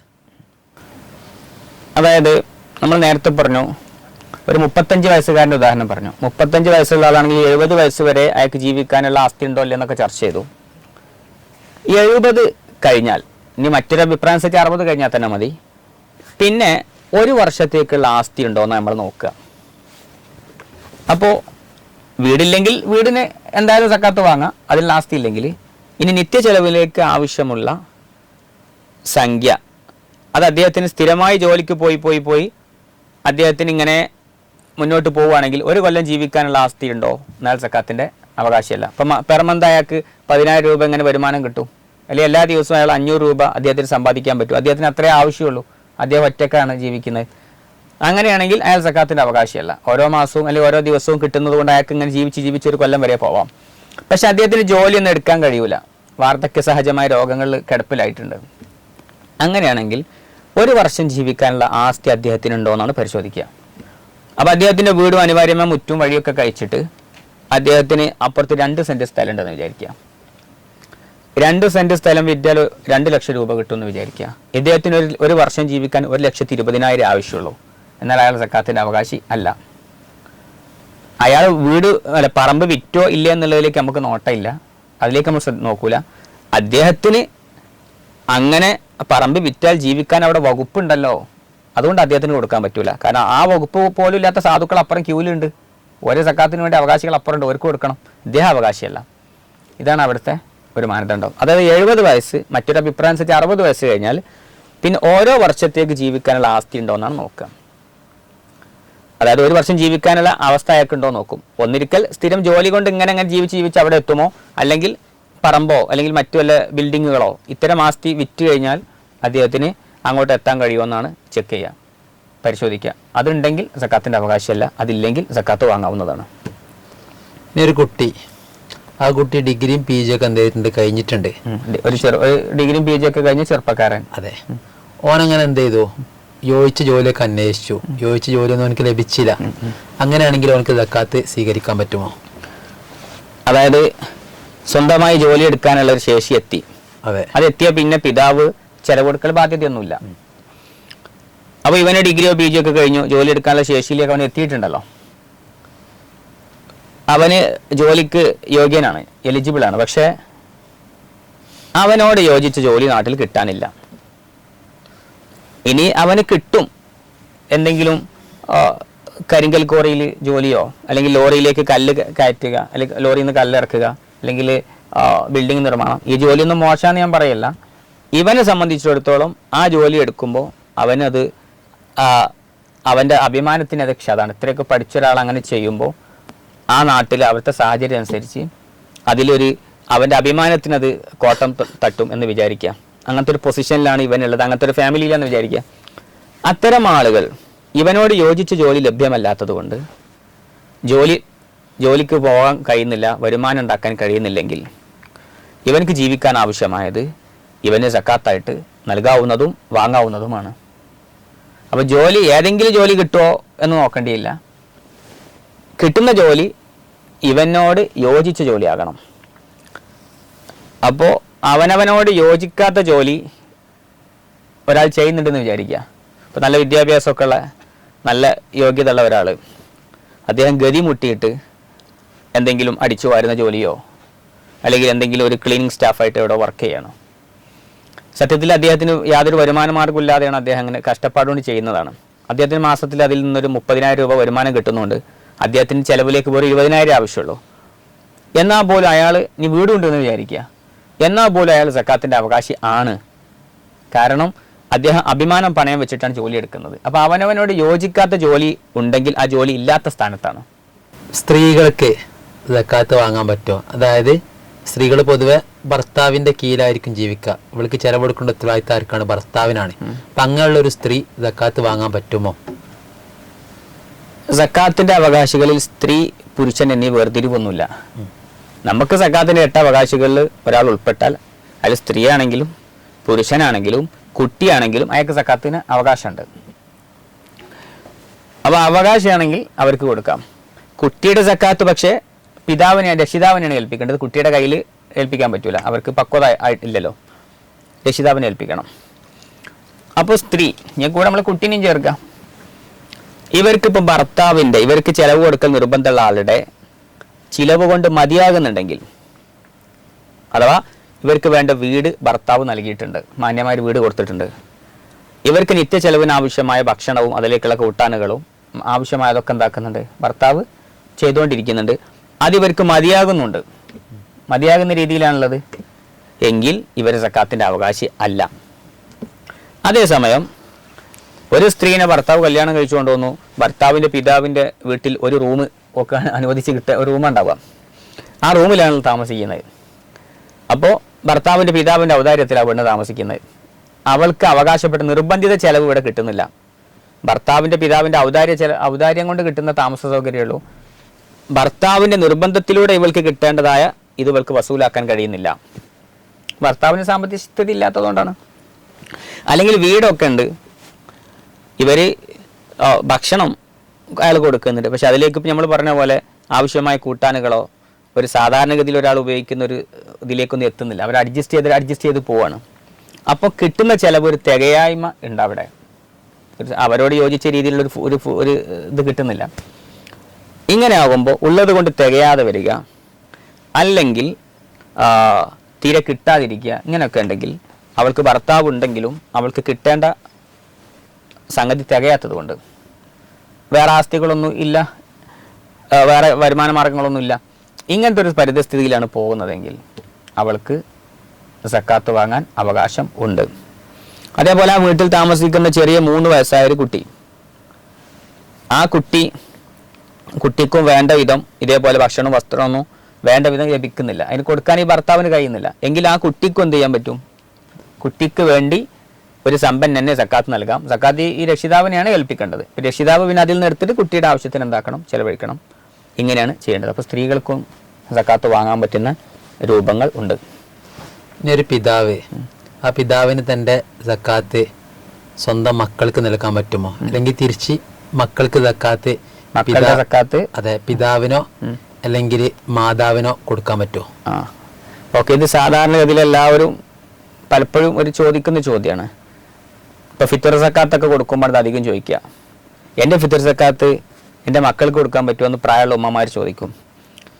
അതേപോലെ തന്നെ വാപ്പൻ്റെ സക്കാത്ത് മക്കളത് വാപ്പക്ക് കൊടുക്കാൻ പറ്റുമെന്ന്. ഇത്രയേ ഉള്ളൂ. വാപ്പയായി മകനായി മകളായി എന്നതൊന്നും സക്കാത്ത് വാങ്ങുന്നതിന് തടസ്സം അല്ല. സക്കാത്തിൻ്റെ അവകാശികളിൽ അവർ പെട്ടിട്ടുണ്ടോ എന്നാൽ സക്കാത്ത് വാങ്ങാവുന്നതാണ്. അപ്പോൾ നമ്മുടെ പിതാവ്, എൻ്റെ സക്കാത്ത് എൻ്റെ മാതാപിതാക്കൾക്ക് അവർ സക്കാത്തിൻ്റെ അവകാശിയാണെങ്കിൽ എനിക്ക് കൊടുക്കാവുന്നതാണ്. എങ്ങനെ അവർ സക്കാത്തിൻ്റെ അവകാശിയാവുക?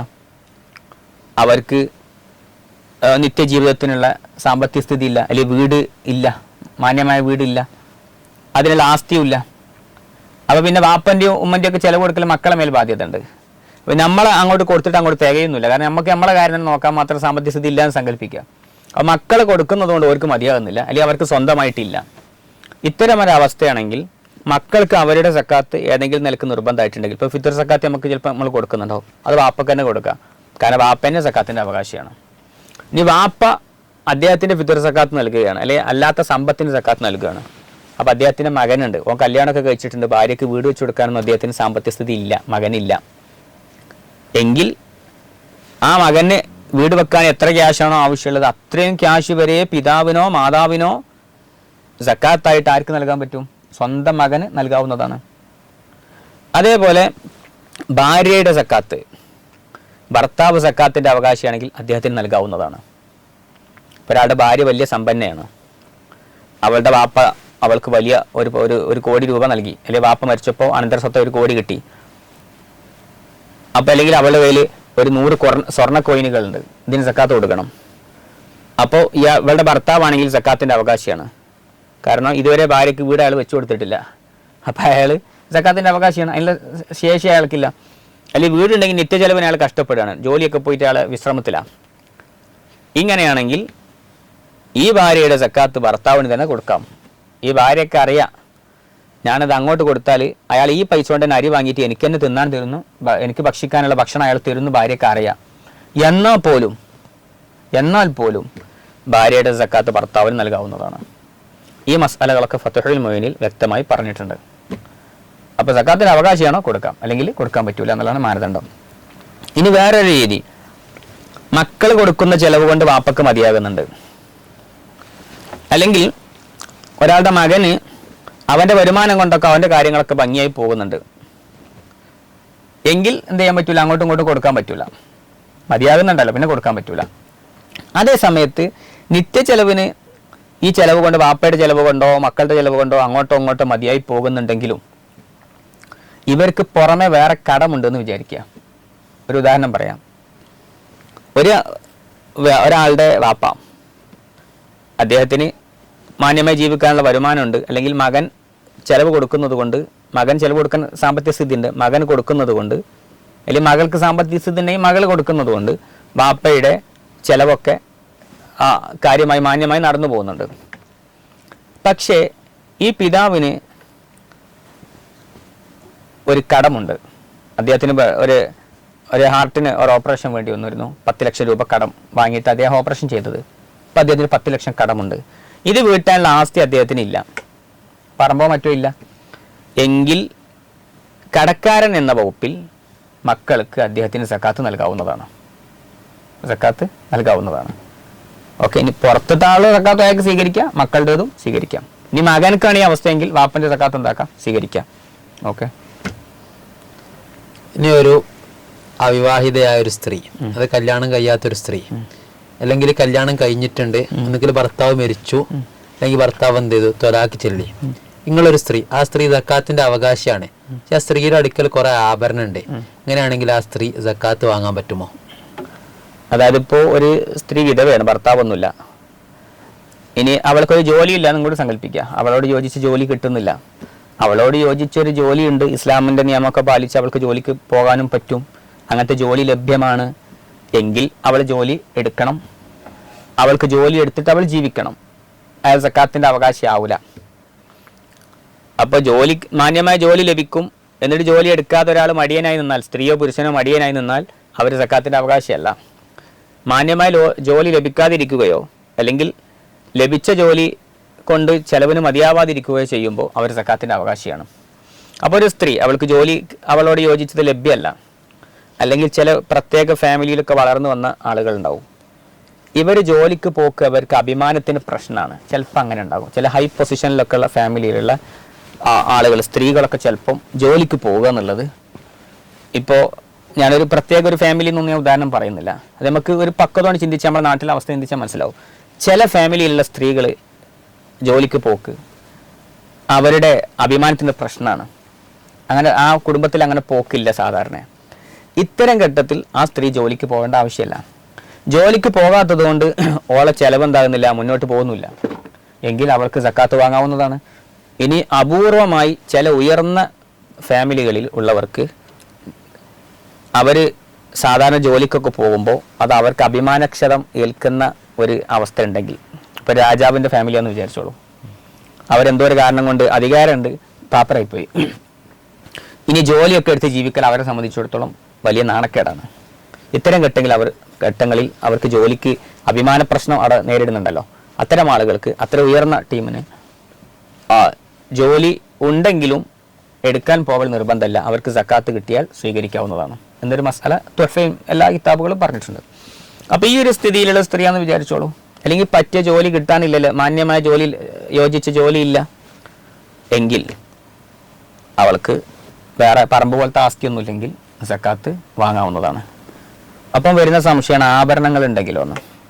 അവൾക്ക് ഭംഗിക്ക് ആവശ്യമായ കാതിലും കഴുത്തിലൊക്കെ ഉള്ള, കൈമലും കാൽമലൊക്കെ ഉള്ള ഭംഗിക്ക് ആവശ്യമായ ആഭരണങ്ങൾ, അത് സക്കാത്ത് വാങ്ങുന്നതിന് തടസ്സമല്ല. അതുണ്ട് എന്നുള്ളതുകൊണ്ട് അത് വിറ്റിട്ട് ജീവിക്കേണ്ട ആവശ്യം അവൾക്കില്ല. അതുണ്ടെങ്കിലും അവൾക്ക് എന്ത് ചെയ്യാൻ പറ്റും, സക്കാത്ത് സ്വീകരിക്കാവുന്നതാണ്. അതേപോലെ തന്നെ ഒരു അവിവാഹിതയായ ഒരു പെൺകുട്ടി, ഒരു 10-20 വയസ്സായിട്ടുണ്ട്, അവളോട് യോജിച്ച് ജോലിയില്ല, അല്ലെങ്കിൽ ജോലിക്ക് പോകാൻ പറ്റിയൊരു ഫാമിലി അല്ല എന്ന് വിചാരിക്കുക.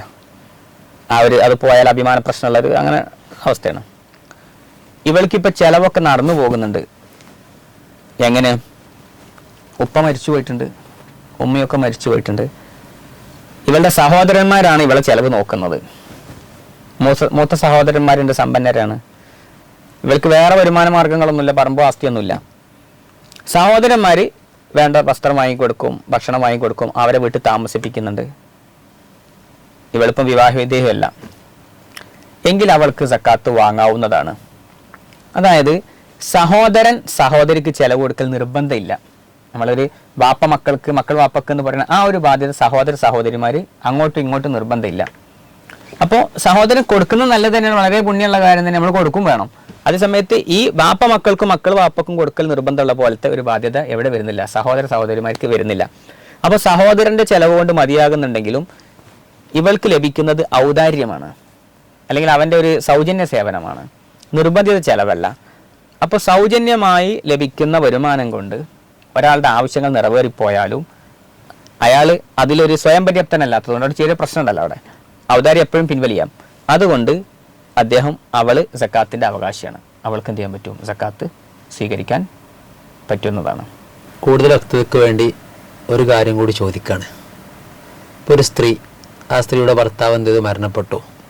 അപ്പോൾ ആ സ്ത്രീയുടെ തുടർച്ചെലവ്, ആ സ്ത്രീ എത്ര കാലമാണ് ജീവിക്കുന്നത്, അതുവരെയുള്ള ചിലവൊക്കെ ആ നാട്ടിലെ ബെസ്വേസ് പോലെയുള്ള സംഘടനകളുണ്ടല്ലോ, അവരെന്ത് ചെയ്തു? ഏറ്റെടുത്തു. അങ്ങനെയാണെങ്കിൽ ഈ സ്ത്രീ സക്കാത്ത് വാങ്ങാൻ അവകാശിയാകുമോ?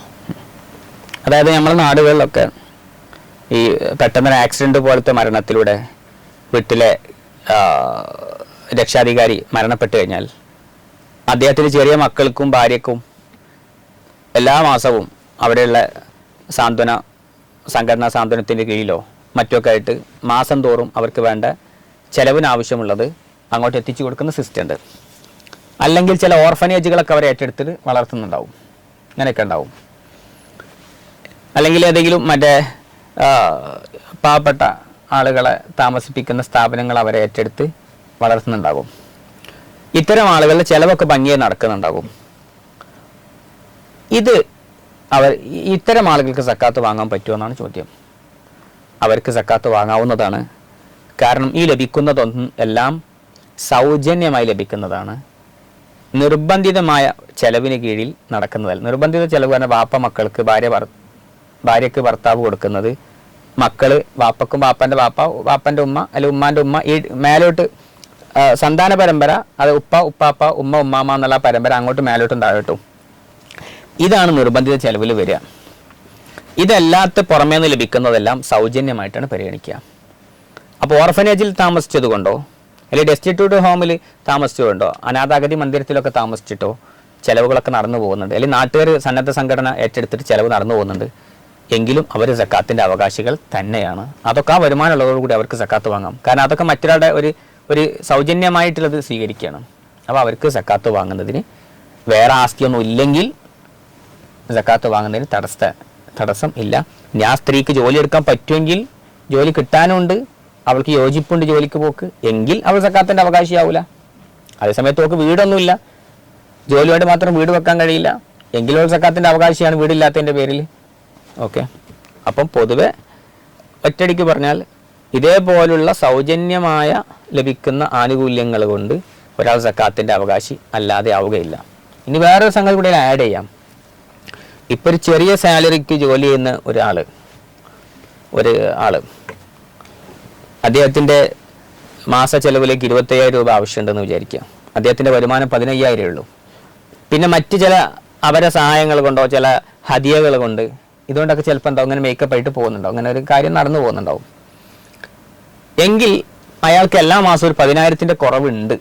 പക്ഷേ അദ്ദേഹത്തിന് ഹദിയകൾ കിട്ടുന്നതുകൊണ്ട്, സൗജന്യമായി പല ആളുകളുടെ സംഭാവനകളൊക്കെ കിട്ടുന്നതുകൊണ്ട് അയാൾക്ക് കാര്യങ്ങൾ നടന്നു പോകുന്നുണ്ട്.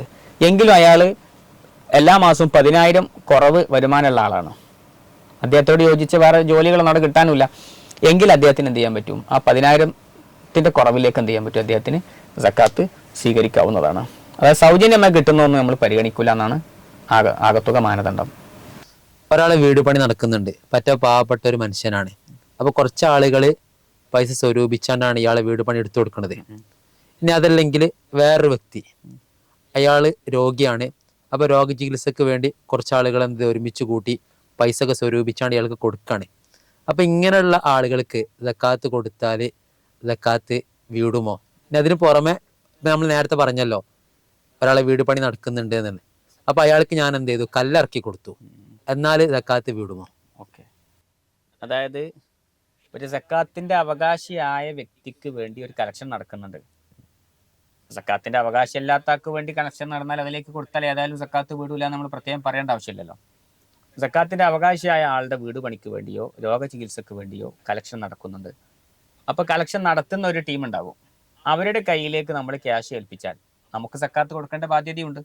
നമ്മൾ വലിയ സമ്പന്നനാണ്. അപ്പോൾ നമ്മുടെ സക്കാത്തിന്റെ തുക അവരെ ഏൽപ്പിച്ചാൽ, ഈ പിരിവ് നടത്തുന്ന ടീമിനെ ഏൽപ്പിച്ചു കഴിഞ്ഞാൽ നമ്മുടെ സക്കാത്ത് വീടുമെന്നാണ് ചോദ്യം. അവിടെ സക്കാത്തിന്റെ ബാധ്യത ഒഴിവാക്കുന്ന വീടുന്ന രൂപമുണ്ട്, ബാധ്യത നിറവേറാത്ത രൂപമുണ്ട്. നമ്മൾ ഈ ടീമിന് ക്യാഷ് കൊടുത്തു, സക്കാത്തിന്റെ തുക. ഇവർ ഈ ക്യാഷ് കൊണ്ട് കല്ലും മണലും മെറ്റലും ഒക്കെ വാങ്ങി വീട് പണിക്ക് നേരെ വസ്തുക്കളായിട്ട്, മെറ്റീരിയൽസ് ആയിട്ട് അത് ഉപയോഗിക്കുകയാണെങ്കിൽ നമ്മുടെ ബാധ്യത വീടുകയില്ല. അതേ സമയത്ത് നമ്മൾ ഇവരെ കയ്യിലേക്ക് കൊടുത്തു, ഇവർ ആ ക്യാഷ് സക്കാത്തിന്റെ അവകാശിയായ വീടിന്റെ ഉടമസ്ഥന്റെ കയ്യിൽ ഏൽപ്പിച്ചു, അല്ലെങ്കിൽ ആ രോഗിയായ ആളുടെ കയ്യിൽ ഏൽപ്പിച്ചു. അദ്ദേഹത്തിന്റെ സ്വന്തം ഇഷ്ടപ്രകാരം ആ ക്യാഷ് എന്ത് ചെയ്തു, ഇനി നിങ്ങൾ കല്ല് വാങ്ങാൻ ഇത് ഉപയോഗിച്ചോളൂ എന്ന് പറഞ്ഞ് ഇങ്ങോട്ട് തന്നെ തിരിച്ചു കൊടുത്തു. അല്ലെങ്കിൽ ഇവർ പറഞ്ഞു, നമ്മൾ സക്കാത്തിന്റെ തുകയാണ് ഇത്, നമ്മൾ നിങ്ങളെ ഏൽപ്പിക്കുകയാണ്, ഇനി നിങ്ങൾ വീട് പണിയിലേക്ക് എടുക്കാൻ ഇത് തന്നാൽ ഞങ്ങൾ സ്വീകരിക്കുന്ന വേണമെങ്കിൽ സൂചനയൊക്കെ അദ്ദേഹത്തോട് പറയാം. അങ്ങനെ അദ്ദേഹം എന്ത് ചെയ്തു, അത് സ്വന്തം ഇഷ്ടപ്രകാരം ഇങ്ങോട്ട് തിരിച്ചേൽപ്പിച്ചാൽ അത് വീട് പണിക്ക് ഉപയോഗിക്കാം. എന്ന് പറഞ്ഞാൽ അവകാശിയുടെ കയ്യിലേക്ക് സാധനം എത്തണം, എന്നാൽ നമ്മുടെ ബാധ്യത വീടുള്ളൂ. ഇടത്തട്ടുകാരന്റെ കയ്യിൽ കൊടുത്താൽ നമ്മുടെ സക്കാത്തിന്റെ ബാധ്യത വീടുകയില്ല. അവകാശിയുടെ കയ്യിൽ ഏൽപ്പിക്കണം, എന്നിട്ട് അദ്ദേഹത്തിന്റെ ഇഷ്ടപ്രകാരം അത് കൈകാര്യം ചെയ്യാൻ സാധിക്കുകയും വേണം. നമ്മൾ ഡയറക്റ്റ് മരുന്ന് വാങ്ങാൻ വേണ്ടി പണം നൽകിയത് കൊണ്ടോ, അല്ലെങ്കിൽ മരുന്ന് വാങ്ങിക്കൊടുത്തത് കൊണ്ടോ, മരുന്ന് വാങ്ങിക്കൊടുക്കുന്ന ടീമിന് പണം കൊടുത്തത് കൊണ്ടോ സക്കാത്തിന്റെ ബാധ്യത വീടുകയില്ല. പിന്നെ നിങ്ങൾ ചോദിച്ചല്ലോ അതിൻ്റെ ഇടക്ക്, വീട് പണിക്ക് നമ്മുടെ വക 1000 കല്ല് സക്കാത്തിന്റെ തുകയിൽ നിന്ന് വാങ്ങിക്കൊടുത്താൽ സക്കാത്ത് വീടുമോ? വീടൂല. സക്കാത്തായിട്ട് പണമായി തന്നെ കൊടുക്കണം. ഇനി സ്വർണത്തിന്റെ സക്കാത്താണെങ്കിൽ അത് സ്വർണമായി കൊടുക്കണം. പിന്നെ അതിനെക്കുറിച്ച് നമ്മൾ മുമ്പ് വിശദീകരിച്ചിട്ടുണ്ട്. ഇനി സ്വർണത്തിന്റെ സക്കാത്ത് വേണമെങ്കിൽ പണം കൊടുക്കാന്നുള്ള ചില അഭിപ്രായങ്ങളൊക്കെ ഉണ്ട്. എന്നല്ലാതെ കല്ല് വാങ്ങിക്കൊടുക്കുക, മെറ്റൽ വാങ്ങിക്കൊടുക്കുക എന്നൊരു ഓപ്ഷൻ ഇല്ല. കടക്കാരന് സക്കാത്തിന്റെ അവകാശമാണെന്ന് നമുക്കെല്ലാവർക്കും അറിയാം. ഞാൻ ഒരു ഉദാഹരണം പറയാം. ഞാൻ ഒരു കടയിൽ പോയി എൻ്റെ വീട്ടിലേക്ക് ഒരു ഫാൻ വാങ്ങി. ഞാൻ ആ കടക്കാരനോട് പറഞ്ഞ്, ഞാൻ എന്ത് ചെയ്യാം, ഇതിന്റെ പൈസ നാളെ തരാന്ന് പറഞ്ഞു. അപ്പൊ ഞാൻ കടക്കാരനായി. അപ്പൊ എനിക്ക് സക്കാത്ത് എന്നാൽ സക്കാത്ത് വീടുമോ? അതായത് ഉദാഹരണം പറഞ്ഞാൽ, നിങ്ങളൊരു കടയിൽ പോയി ഒരു 3000 രൂപയുടെ ഒരു ഫാൻ വാങ്ങി, എന്നിട്ട് ക്യാഷ് നാളെ തരാന്ന് പറഞ്ഞു. അപ്പൊ സത്യത്തിൽ നിങ്ങൾ 3000 രൂപ കടബാധ്യത ഉള്ള ആളാണ്. എന്നാലും 3000 രൂപ നിങ്ങൾക്ക് കടമായി വാങ്ങാൻ പറ്റുമെന്നാണ് ചോദ്യം. അല്ല, സക്കാത്തായിട്ട് വാങ്ങാൻ പറ്റുമെന്നാണ് ചോദ്യം. നിങ്ങൾ 3000 രൂപ കടക്കാരനാണെങ്കിൽ നിങ്ങളുടെ കയ്യിൽ കടം വീട്ടാനുള്ള 3000 രൂപ നിങ്ങളുടെ കയ്യിൽ നിൽക്കുന്നുണ്ടെങ്കിൽ, അവിടെ വേറെ 3000 രൂപ നിങ്ങളുടെ കയ്യിൽ ഉണ്ടെങ്കിൽ നിങ്ങൾ സക്കാത്തിന്റെ അവകാശിയല്ല. എന്ന് പറഞ്ഞാൽ സക്കാത്തിന്റെ അവകാശികളിൽ പെട്ട ആളാണ് കടം ഉള്ള വ്യക്തി. അദ്ദേഹം സക്കാത്തിന്റെ അവകാശി ആവണമെങ്കിൽ 1-2 നിബന്ധനകളുണ്ട്. ഒന്ന്, ഹലാലായ ആവശ്യത്തിന് വേണ്ടി കടം വാങ്ങി കടക്കാരനായതാവണം. 2, അദ്ദേഹത്തിന് കടം വീട്ടാനുള്ള സാമ്പത്തിക സ്ഥിതി ഇല്ലാതിരിക്കണമെന്ന കണ്ടീഷൻ ഉണ്ട്. അപ്പോൾ നിങ്ങളുടെ അടുത്ത് 3000 രൂപ ഉണ്ടെങ്കിൽ നിങ്ങൾ സക്കാത്തിന്റെ അവകാശിയല്ല. നിങ്ങൾ വീട്ടിലേക്ക് ആവശ്യമുള്ളത് കൊണ്ട് നല്ല ചൂട് കാല വേർത്ത് ഒലിച്ചിട്ട് കടം വാങ്ങിയത് മറ്റേ ഫാന്, നിങ്ങളുടെ അടുത്ത് ഇപ്പോൾ 3000 രൂപ ഇല്ല. അപ്പോൾ നിങ്ങൾക്ക് വേറെ സ്വത്ത് വകകളൊന്നുമില്ല, പറമ്പോ മറ്റൊന്നും വിറ്റ് കടം വീട്ടാനുള്ളതൊന്നുമില്ല. അങ്ങനെയാണെങ്കിൽ നിങ്ങൾ സക്കാത്തിന്റെ അവകാശിയാണ്. 3000 രൂപ നിങ്ങൾക്ക് എന്ത് ചെയ്യാം, സക്കാത്ത് വാങ്ങാം. അതേ സമയത്ത് നിങ്ങളുടെ കയ്യിൽ ആസ്തി ഉണ്ടെങ്കിൽ പറ്റൂല. ഇനിയിപ്പോൾ ഒന്നുകൂടി വിശദീകരിച്ച് പറഞ്ഞാൽ, ഒരാൾക്ക് 1 ലക്ഷം രൂപ കടം വന്നു ഒരു രോഗ ചികിത്സക്ക് വേണ്ടി, അല്ലെങ്കിൽ വീട് നിർമ്മാണത്തിന് വേണ്ടി കടം വന്നു. ഇതൊക്കെ ഹലാലായ ആവശ്യങ്ങളാണ്. അല്ലെങ്കിൽ വീട്ടിലേക്ക് വഴിയില്ലായിരുന്നു, വഴി വെച്ചു. അല്ലെങ്കിൽ വീട്ടിൽ കിണറില്ലായിരുന്നു, കിണർ കുഴിച്ചു. ഇങ്ങനത്തെ ഹലാലായ ആവശ്യത്തിന്, അല്ലെങ്കിൽ വീടിൻ്റെ അടിയിൽ മറ്റേ മാർബിളോ ടൈലോ ഒന്നും ഇല്ലായിരുന്നു, അങ്ങനെ കോൺക്രീറ്റ് മാത്രമേ ഉള്ളായിരുന്നു. വൃത്തിക്ക് വേണ്ടിയിട്ട് അദ്ദേഹം മാർബിളോ ടൈലോ ഒട്ടിച്ചു, കടക്കാരനായി. അതൊക്കെ ഹലാലായ ആവശ്യങ്ങളാണ്. അപ്പോൾ ഇത്തരം ആവശ്യങ്ങൾക്ക് വേണ്ടി ഒരാൾ കടം വാങ്ങി. അദ്ദേഹത്തിന് ഇപ്പോൾ കടം വീട്ടാനുള്ള പറമ്പോ മറ്റ് ആസ്തികളൊന്നുമില്ല. പറമ്പൊക്കെ ഉണ്ടെങ്കിൽ അത് വിറ്റ് വീട്ടാൻ കഴിയുമെങ്കിൽ അയാൾ സക്കാത്തിന്റെ അവകാശിയല്ല. ഒരാൾക്ക് 5 ലക്ഷം കടമുണ്ട്, അയാൾക്ക് വീടും അനിവാര്യമായ സ്ഥലങ്ങളും മുറ്റും മറ്റു അനിവാര്യത കഴിച്ചിട്ട് അയാൾക്ക് ഒരു 5 സെന്റ് സ്ഥലമുണ്ട്. ആ 5 സെന്റ് സ്ഥലം വിറ്റാൽ ഈ 5 ലക്ഷം കടം വീട്ടാൻ അദ്ദേഹത്തിന് സാധിക്കും എങ്കിൽ അയാൾ സക്കാത്തിന്റെ അവകാശിയല്ല. അയാൾ പറമ്പ് വിറ്റോ ഇല്ല എന്നതിലേക്ക് നമുക്ക് നോട്ടമില്ല. സക്കാത്ത് വാങ്ങാൻ അർഹനാവണമെങ്കിൽ കടം വീടാനുള്ള സാമ്പത്തിക സ്ഥിതി ഇല്ലാതിരിക്കണമെന്ന കണ്ടീഷൻ ഉണ്ട്. അതിൽ നിന്ന് കാര്യം വ്യക്തമായിട്ടുണ്ടാകും. ഇനി അതോടൊപ്പം ഒരാൾക്കിപ്പോൾ 1 ലക്ഷം രൂപ കടമുണ്ട്. അയാൾക്ക് മാസത്തിൽ 20,000 രൂപ ശമ്പളമുണ്ട്. 5,000 രൂപ അദ്ദേഹത്തിന് ബാലൻസ് വെക്കാൻ പറ്റുന്നുണ്ട്. 15,000 അദ്ദേഹത്തിന് ചെലവിന് ആവശ്യമുള്ളൂ. അപ്പോൾ ഓരോ മാസം 5,000 ബാലൻസ് വെച്ച് കഴിഞ്ഞാൽ 20 മാസം കൊണ്ട് എന്ത് ചെയ്യാൻ പറ്റും? 1 ലക്ഷം രൂപ കടം വീട്ടാൻ പറ്റും. എങ്കിൽ പോലും അദ്ദേഹത്തിന് ഇപ്പോൾ സക്കാത്ത് വാങ്ങാവുന്നതാണ്. കാരണം ഇതൊരു 20 മാസം അങ്ങോട്ട് വെയിറ്റ് ചെയ്യണ്ടേ, അതുവരെ കാത്തിരിക്കണ്ടേ. അപ്പം അങ്ങനെ കാത്തിരിക്കേണ്ടിയില്ല. അദ്ദേഹം ഇപ്പോൾ തന്നെ സക്കാത്തിന്റെ അവകാശിയാണ്. നിലവിൽ അദ്ദേഹത്തിന് കടം വീട്ടാനുള്ള സ്രോതസ് ഇല്ലെങ്കിൽ അദ്ദേഹം നിലവിൽ ആ അവസ്ഥയിലല്ലെങ്കിൽ സക്കാത്ത് വാങ്ങാവുന്നതാണ്. സമ്പന്ന ഒരു വ്യക്തി, ഇയാൾ കടം വാങ്ങി, അങ്ങനെയാണെങ്കിൽ അയാൾക്ക് സക്കാത്ത് സ്വീകരിക്കാൻ പറ്റുന്ന മാർഗമുണ്ടോ ഇസ്ലാമിൽ? അതായത് നമ്മൾ സക്കാത്ത് സ്വീകരിക്കാൻ പറ്റുന്ന കടക്കാരനെ നമ്മൾ നേരത്തെ വിശദീകരിച്ചിട്ടുണ്ട്.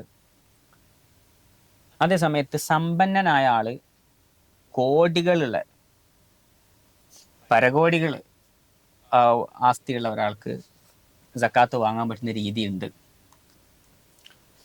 നമ്മുടെ ദീനിയായ മതപരമായ പൊതു മസ്ലഹത്തിന് വേണ്ടി, പൊതു നേട്ടങ്ങൾക്ക് വേണ്ടിയിട്ട് ഒരാൾ കടം വാങ്ങി, എന്നാൽ അദ്ദേഹത്തിന് സക്കാത്തിന് അവകാശമുണ്ട്. ഒരു ഉദാഹരണം പറയാം.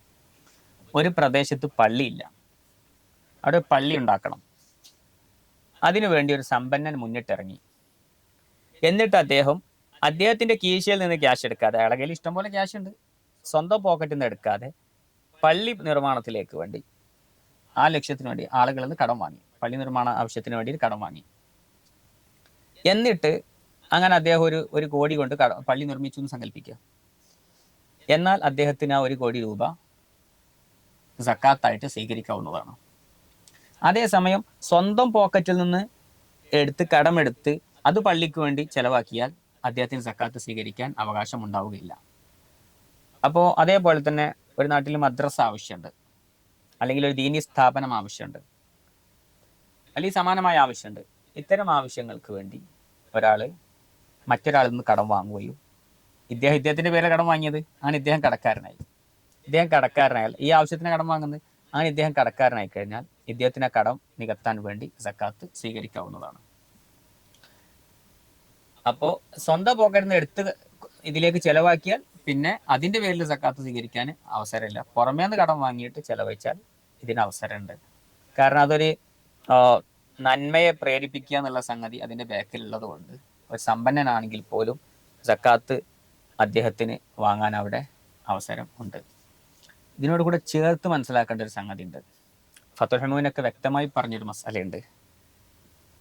ഡയറക്റ്റ് നേരെ ഒരാളുടെ കയ്യിലുള്ള ക്യാഷ് എടുത്തിട്ട്, അല്ലെങ്കിൽ സക്കാത്തിന്റെ സ്വത്ത് എടുത്തിട്ട് പള്ളി നിർമ്മാണത്തിനോ സംഘടനാ പ്രവർത്തനത്തിനോ അല്ലെങ്കിൽ ബിൽഡിംഗ് നിർമ്മാണത്തിനോ മറ്റൊന്നും ചെലവഴിക്കാൻ പാടില്ല.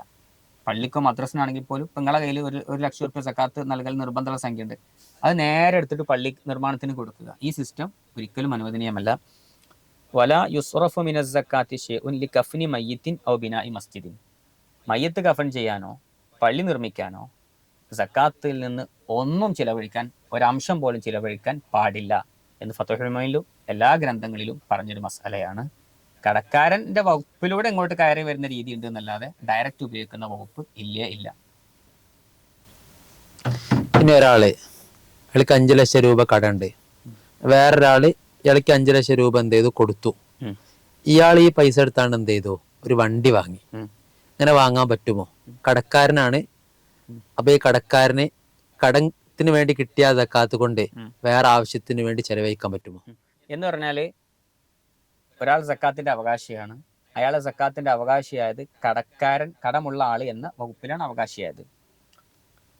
അപ്പോൾ ഇദ്ദേഹത്തിന് ഒരു 5 ലക്ഷം കടമുണ്ട്. അദ്ദേഹത്തിന് കടം വീട്ടാനുള്ള ആസ്തിയില്ല. അതുകൊണ്ട് ഒരു സമ്പന്നൻ ഇദ്ദേഹത്തിന് സക്കാത്തായിട്ട് 5 ലക്ഷം നൽകി, അല്ലെങ്കിൽ അതിൽ താഴെ നൽകി. അന്നേരം കിട്ടിയ ക്യാഷ് വേണ്ടിയുള്ള ഒരു കാറ് വാങ്ങാൻ പറ്റുമെന്ന്, കടം പിന്നെ വീട്ടാ, ആ പരിപാടി അനുവദനീയമല്ല. ഇത് പ്രത്യേകം ശ്രദ്ധിക്കേണ്ടതാണ്.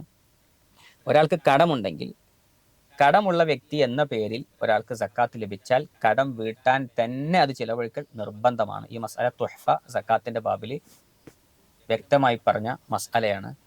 ഇത് പലരും അശ്രദ്ധമായി പോകുന്ന ഒരു മസ്അലയാണ്. അതേസമയത്ത് ഒരാൾ ഫക്കീർ മിസ്കീൻ എന്ന വകുപ്പിൽ ഒരാൾക്ക് സക്കാത്ത് ലഭിച്ചാൽ, നമ്മൾ പറഞ്ഞ വീടില്ലാത്ത ഒരാൾക്ക് സക്കാത്തിന് അവകാശമുണ്ട്. വീട് വെക്കാനുള്ള ആസ്തി ഇല്ലെങ്കിൽ സക്കാത്ത് വാങ്ങാം. അല്ലെങ്കിൽ നിത്യ ചെലവിന് വേണ്ട വിധം ജോലിയില്ല, അതിന് നിബന്ധനകളോടുകൂടി സക്കാത്തിന്റെ അവകാശിയായി മാറി, ഫക്കീറോ മിസ്കീനോ ഇയാൾ എങ്കിൽ അദ്ദേഹത്തിന് സക്കാത്തായിട്ട് ഒരു സംഖ്യ കിട്ടി. അന്നേരം വീടില്ലാത്തതിന്റെ പേരിൽ സക്കാത്തിന്റെ അവകാശിയാണ് അയാൾ. എന്നാൽ അദ്ദേഹത്തിന് ആ പണം വീട് പണിക്ക് തന്നെ ഉപയോഗിക്കണമെന്നില്ല, ചെലവിലേക്ക് ഉപയോഗിക്കാം.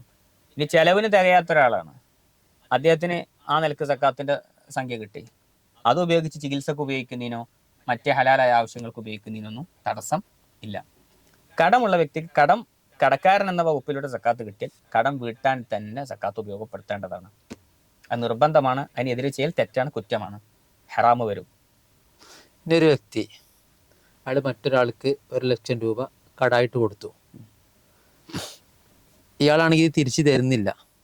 കടം വാങ്ങിയ വ്യക്തിയിൽ നിന്ന് അത് തിരിച്ചു കിട്ടുന്നില്ല, അയാൾ തിരിച്ചു തരുന്നില്ല, അല്ലെങ്കിൽ തിരിച്ചു തരാൻ അയാൾക്ക് കഴിയൂല. അതെ. എന്നാലേ ഈ പൈസ സക്കാത്തായി മാറ്റാൻ പറ്റുമോ?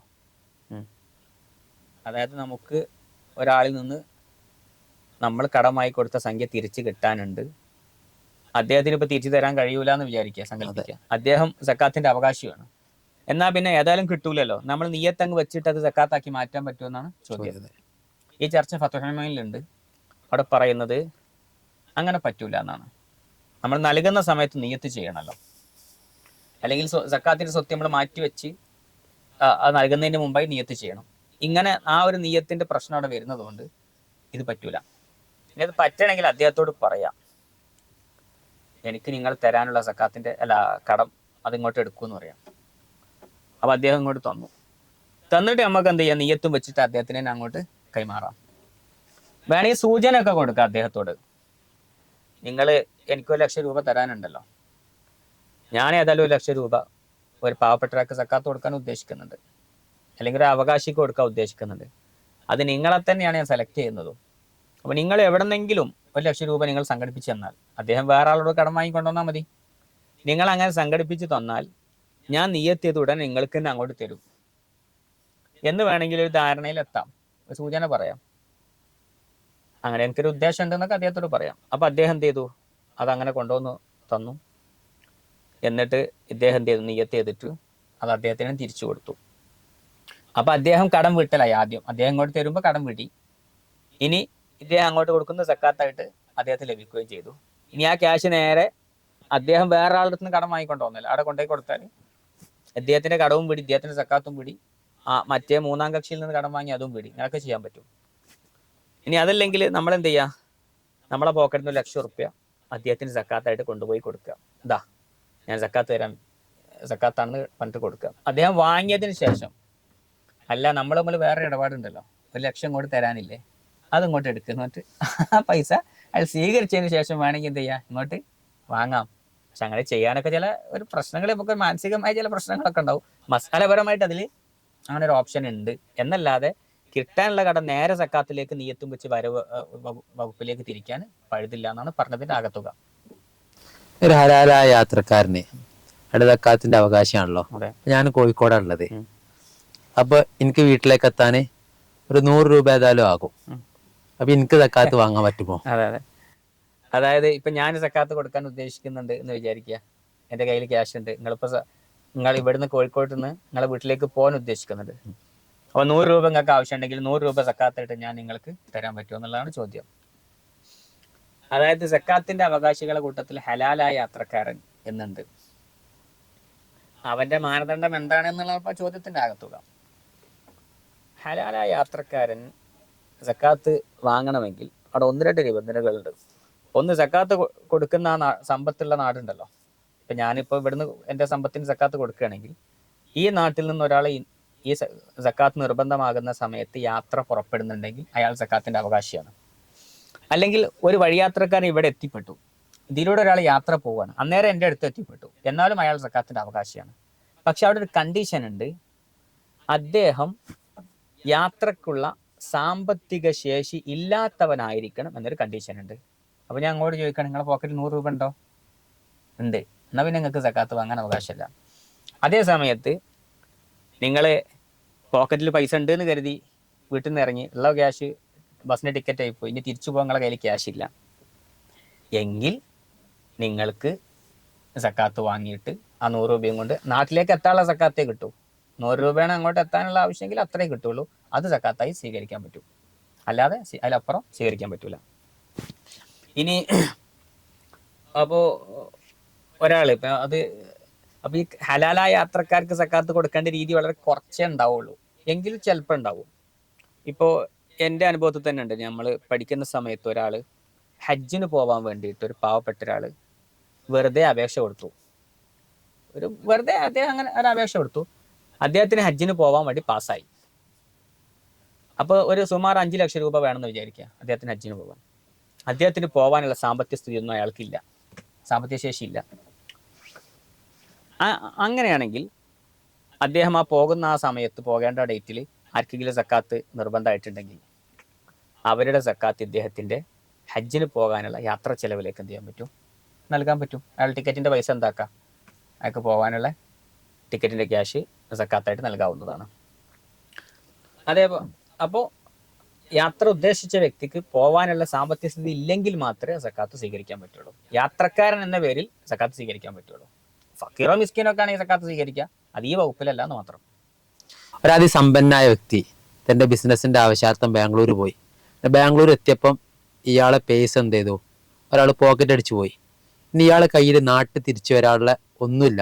ഇയാൾ വലിയ പൈസക്കാരനാണ്, വീട്ടിലെത്തിയാൽ പൈസ ഒക്കെ ഉണ്ട്. അപ്പൊ ഇങ്ങനെയുള്ള ആൾക്ക് അവിടുന്ന് സക്കാത്ത് വാങ്ങിക്കാണ്ട് നാട്ടിലേക്ക് വരാൻ പറ്റുമോ? അതെ, ഒരാളിപ്പോ യാത്രയുടെ ഇടയിൽ പോക്കറ്റ് അടിച്ചു പോയി. അയാൾ യഥാർത്ഥത്തിൽ വലിയ സമ്പന്നനാണ്.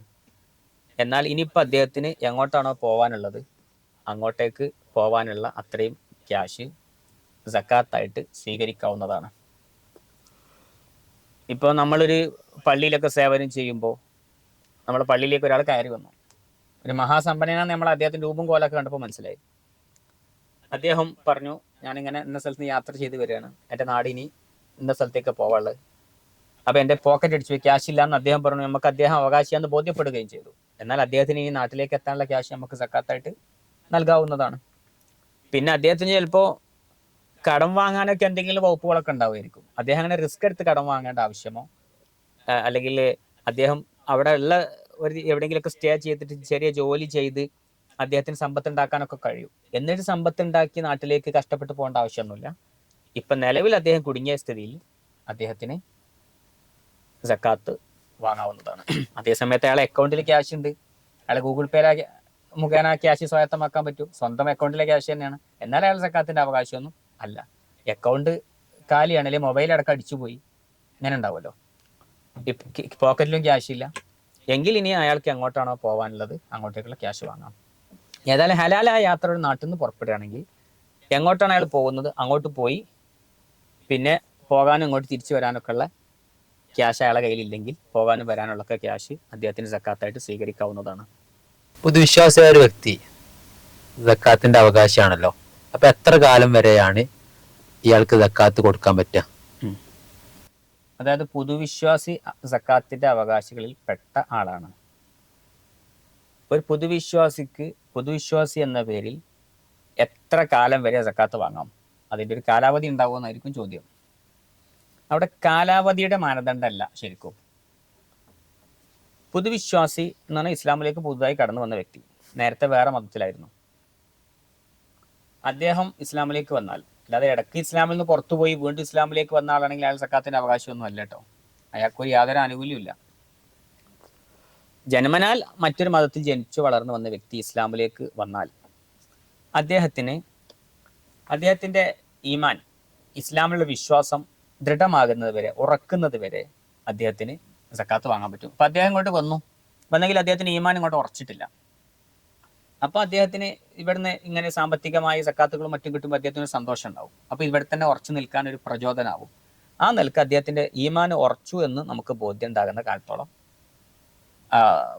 ഉറച്ചെന്ന് ബോധ്യം വരാത്ത, സംശയാസ്പദമായി നിൽക്കുന്ന കാലത്തോളം, ഉറക്കാത്ത കാലത്തോളം സക്കാത്ത് വാങ്ങാവുന്നതാണ്. അപ്പോൾ അദ്ദേഹത്തിന് സംസാരത്തിന് ചിലപ്പോൾ നമുക്ക് മനസ്സിലാവും അദ്ദേഹത്തിന് വലിയ ഉറപ്പ് ഇതിൽ വന്നിട്ടില്ല എന്ന്. അതേ സമയത്ത് അദ്ദേഹത്തിന് സംസാരത്തിന് നമുക്ക് മനസ്സിലായി ഇനി ഞാൻ എന്തായാലും മുഅ്മിനായേ മരിക്കുള്ളൂ എന്നൊക്കെ അദ്ദേഹത്തിന് സംസാരം ദൃഢത നമുക്ക് ബോധ്യപ്പെട്ടാൽ പിന്നെ കൊടുക്കാനും പറ്റൂല. ഇപ്പോൾ ചിലപ്പോൾ അദ്ദേഹത്തിൻ്റെ ബന്ധുക്കളൊക്കെ അദ്ദേഹത്തെ ഇങ്ങനെ തിരിച്ചിങ്ങനെ വശീകരിച്ചുകൊണ്ടിരിക്കുന്നുണ്ട്, അദ്ദേഹത്തിന് മനസ്സിൽ ചാഞ്ചാട്ടുണ്ടെന്നൊക്കെ നമുക്ക് സാഹചര്യം കൊണ്ട് മനസ്സിലായി. അപ്പോൾ അദ്ദേഹത്തിന് മനസ്സിവിടെ ഉറച്ചു നിൽക്കാൻ വേണ്ടി നമുക്ക് നൽകാവുന്നതാണ്. ഇതിലൊരു വർഗീയത അല്ലെങ്കിൽ തീവ്രവാദം അങ്ങനത്തെ ഒന്നും ഇതിൽ കാണേണ്ടതുമില്ല. ഇപ്പോൾ നമ്മൾ ഒരു മുസ്ലിമീങ്ങളാകുമ്പോൾ മറ്റു മതസ്ഥർ ഇസ്ലാമിലേക്ക് വരുന്ന നമുക്ക് ഇഷ്ടമുണ്ടാവും. ആ ഇഷ്ടപ്പെടുന്നതിന് തടസ്സമൊന്നുമില്ല. നമ്മൾ ഇന്ത്യൻ നിയമത്തിനായി എതിർക്കുന്നില്ല, പിന്നെ അതിൽ യാതൊരു പ്രശ്നവുമില്ല, ഒരാളോടൊരു പ്രശ്നം അതിലില്ല. മറ്റു മതസ്ഥരും അങ്ങനെ ആഗ്രഹിക്കുന്നില്ല, ഓരോ മതത്തിലേക്ക് ആളുകൾ വരണം എന്നുള്ള ആഗ്രഹം ഉണ്ടാവും. അതേപോലെ മുസ്ലിംസിനും അത് ആഗ്രഹിക്കാം. ഒരാൾ സ്വന്തം ഇഷ്ടപ്രകാരം ഇസ്ലാമിലേക്ക് വന്നാൽ, ഇസ്ലാമിലേക്ക് ബലാത്കാരമായി ഒരാൾ പിടിച്ചു കൊണ്ടുവന്നാക്കാനൊന്നും കഴിയില്ലല്ലോ. അത് യഥാർത്ഥത്തിൽ അയാൾ ഇസ്ലാമിലേക്ക് എത്തൂല. ഒരാൾ നിർബന്ധിച്ചിട്ട് വാള് കാണിച്ചിട്ട് മുസ്ലിം ആവടാ എന്ന് പറഞ്ഞു, അങ്ങനെ പറഞ്ഞാൽ ഞാൻ മുസ്ലിം ആയി എന്ന് പറഞ്ഞു, അതുകൊണ്ട് അയാൾ മുസ്ലിം ആവൂല. ഉള്ളിൽ വിശ്വാസം ചേഞ്ച് ആകുമ്പോൾ മാത്രമേ ഒരാൾ ഇസ്ലാമിലേക്ക് വരുള്ളൂ. അപ്പോൾ ഒരാൾ ഇസ്ലാമിലേക്ക് വന്ന വ്യക്തിയുടെ ഈമാൻ, അദ്ദേഹത്തിൻ്റെ വിശ്വാസം ദൃഢമാകുന്നതിന് മുമ്പ് അദ്ദേഹത്തിന് ഇവിടെ നിൽക്കാൻ പ്രചോദനമാവാൻ വേണ്ടിയിട്ട്, പിടിച്ചു നിൽക്കാനുള്ള പ്രചോദനമാവാൻ വേണ്ടി അദ്ദേഹത്തിന് സക്കാത്തിൻ്റെ തുക നൽകിക്കൊണ്ടിരിക്കാവുന്നതാണ്. അദ്ദേഹം സമ്പന്നനാണെങ്കിൽ പോലും സക്കാത്ത് എന്ത് ചെയ്യാം, ഈ പേരിൽ നൽകാവുന്നതാണ്.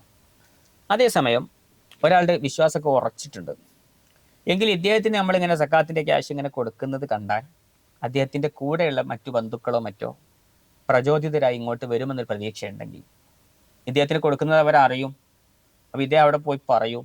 അപ്പോൾ അവരും കൂടെ പ്രചോദിതരായി ഇങ്ങോട്ട് വരാൻ സാധ്യതയുണ്ടെങ്കിൽ അത്തരം ഘട്ടത്തിലും അദ്ദേഹത്തിന് സക്കാത്ത് നൽകാവുന്നതാണ്.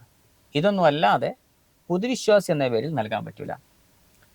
അതേസമയത്ത് പലപ്പോഴും ചില ആളുകളൊക്കെ നമ്മളെ സമീപിക്കും, ഞാൻ 10 കൊല്ലമായി 20 കൊല്ലമായി ഇസ്ലാമിലേക്ക് വന്നിട്ട് എന്നൊക്കെ പറയും. അപ്പോൾ സക്കാത്ത് സ്വീകരിക്കാമെന്ന സൂചനയായിരിക്കും അദ്ദേഹത്തിൻ്റെ സംസാരത്തിലുണ്ടാവുക. അപ്പോൾ നമുക്ക് അയാൾ ഇസ്ലാമിൽ ഉറച്ചെന്ന് നമുക്ക് ബോധ്യം ഉണ്ടാകും. എന്നാൽ സക്കാത്ത് കൊടുക്കാൻ പറ്റുന്ന ഒരു രീതിയുണ്ട്. പൊതുവിശ്വാസി എന്ന മാനദണ്ഡത്തിലല്ലാതെ അദ്ദേഹം ചിലപ്പോൾ വീടില്ലാത്ത ഫക്കീറായിരിക്കും, അല്ലെങ്കിൽ മറ്റേ നിത്യചെലവിന് വകുപ്പില്ലാത്ത ഫക്കീറോ മിസ്കീനായിരിക്കും. അങ്ങനെയാണെങ്കിൽ ആ ഒരു വകുപ്പിൽ അദ്ദേഹത്തിന് കൊടുക്കാം, അല്ലെങ്കിൽ ഹലാലായ യാത്രക്കാരനാണ്, ആ വകുപ്പിൽ കൊടുക്കാം. പൊതുവിശ്വാസി എന്ന മാനദണ്ഡത്തിൽ കൊടുക്കണമെങ്കിൽ മേൽ പറഞ്ഞ രീതിയിൽ നൽകാൻ പറ്റുള്ളൂ, സ്വീകരിക്കാൻ പറ്റുള്ളൂ എന്നാണ് പറഞ്ഞതിൻ്റെ ആകത്തുക. സയ്യിദായ ഒരു വ്യക്തി, നമ്മുടെ നാട്ടിലൊക്കെ പൊതുവെ തങ്ങന്മാരെന്ന് പറയും, അവർക്ക് സക്കാത്ത് കൊടുക്കാൻ പറ്റുമോ? സക്കാത്ത് കൊടുത്താൽ അത് ശരിയാകുമോ? അതെ, സയ്യിദുമാർ അവർക്ക് സക്കാത്ത് നൽകാൻ പറ്റൂല. അപ്പോൾ ഇത് സക്കാത്ത് എന്ന് പറയുന്നത്, അത് ഉളുഹിയ്യത്ത്, അഖീഖ, ഇതൊക്കെ ചില പ്രത്യേക ആരാധനകളാണ്. ഇപ്പോൾ ഉളുഹിയ്യത്തിൻ്റെ മാംസം ആ മുസ്ലിമുകൾക്ക് കൊടുക്കാൻ പാടില്ല. അതേ സമയത്ത് നമുക്ക് അല്ലാതെ ഇറച്ചി വാങ്ങിക്കൊടുക്കാം, മാംസം വാങ്ങിക്കൊടുക്കാം, അതിന് കുഴപ്പമില്ല. ഉലഹിയത്തിൽ നിന്ന് പ്രത്യേകം കൊടുക്കാൻ പാടില്ല. അതേപോലെ അക്കീക്കയിൽ നിന്നും കൊടുക്കാൻ പാടില്ല. ബാജുരി മാമൊക്കെ പറയുന്നത് കൊടുക്കാൻ പാടില്ല. അതേസമയത്ത് നമ്മുടെ വീട്ടിൽ അക്കീക്ക നിർവഹിക്കുന്ന ദിവസം നമുക്ക് കടയിൽ നിന്ന് വേറെ കോഴിയോ ആടോ വാങ്ങി അവർക്ക് കൊടുക്കുന്നതിന് തടസ്സമില്ല. അപ്പോൾ അവർക്ക് ഗുണം ചെയ്യുന്നതിന് ഇസ്ലാം യാതൊരു എതിർപ്പില്ല. അതേപോലെ സക്കാത്തും ആ മുസ്ലിമുകൾ കൊടുക്കാൻ പറ്റില്ല. അപ്പോൾ പലർക്കും ഉണ്ടാവും മുസ്ലിമുകൾക്ക് എന്താ കൊടുത്താൽ എന്ന് ചോദ്യം ഉണ്ടാവും. സക്കാത്ത് അല്ലാത്ത സമ്പത്ത് അവർക്ക് കൊടുക്കാം, അവരുടെ വീട്ടിൽ അവർക്ക് വീട് തന്നെ നമുക്ക് നിർമ്മിച്ചു കൊടുക്കാം, എല്ലാ സഹായവും ചെയ്യാം. പക്ഷെ സക്കാത്ത് ഉലഹിയത്തെ അക്കീക്ക പോലുള്ള പ്രത്യേക ചില സംഗതികളിൽ നിന്ന് നൽകാൻ പാടില്ല. അതൊരു വർഗീയതയായിട്ടോ വേറെന്തോ വിഭാഗീയതയായിട്ടോ മനസ്സിലാക്കേണ്ടിയില്ല. അതാണ് ഇപ്പോൾ ചോദ്യത്തിൽ പരാമർശിച്ച പോലെ സക്കാത്ത് സയ്യിദുമാർക്ക് കൊടുക്കാൻ പറ്റൂല. അപ്പോൾ അവിടെ വർഗീയത ഉണ്ടോ? ഇല്ലല്ലോ. അതേപോലെ തന്നെ നേർച്ചയാക്കിയ ഉലഹിയത്ത്, നേർച്ചയാക്കിയ അക്കീക്ക, ഇതൊന്നും സയ്യിദുമാർക്ക് കൊടുക്കാൻ പറ്റൂല. അപ്പോൾ ഇസ്ലാമിനുള്ളിലുള്ളവർക്ക് തന്നെ ഇത്തരം ചില സംഗതികൾ ചില ഘട്ടങ്ങളിൽ നൽകാൻ പറ്റാത്ത രീതികളുണ്ട്.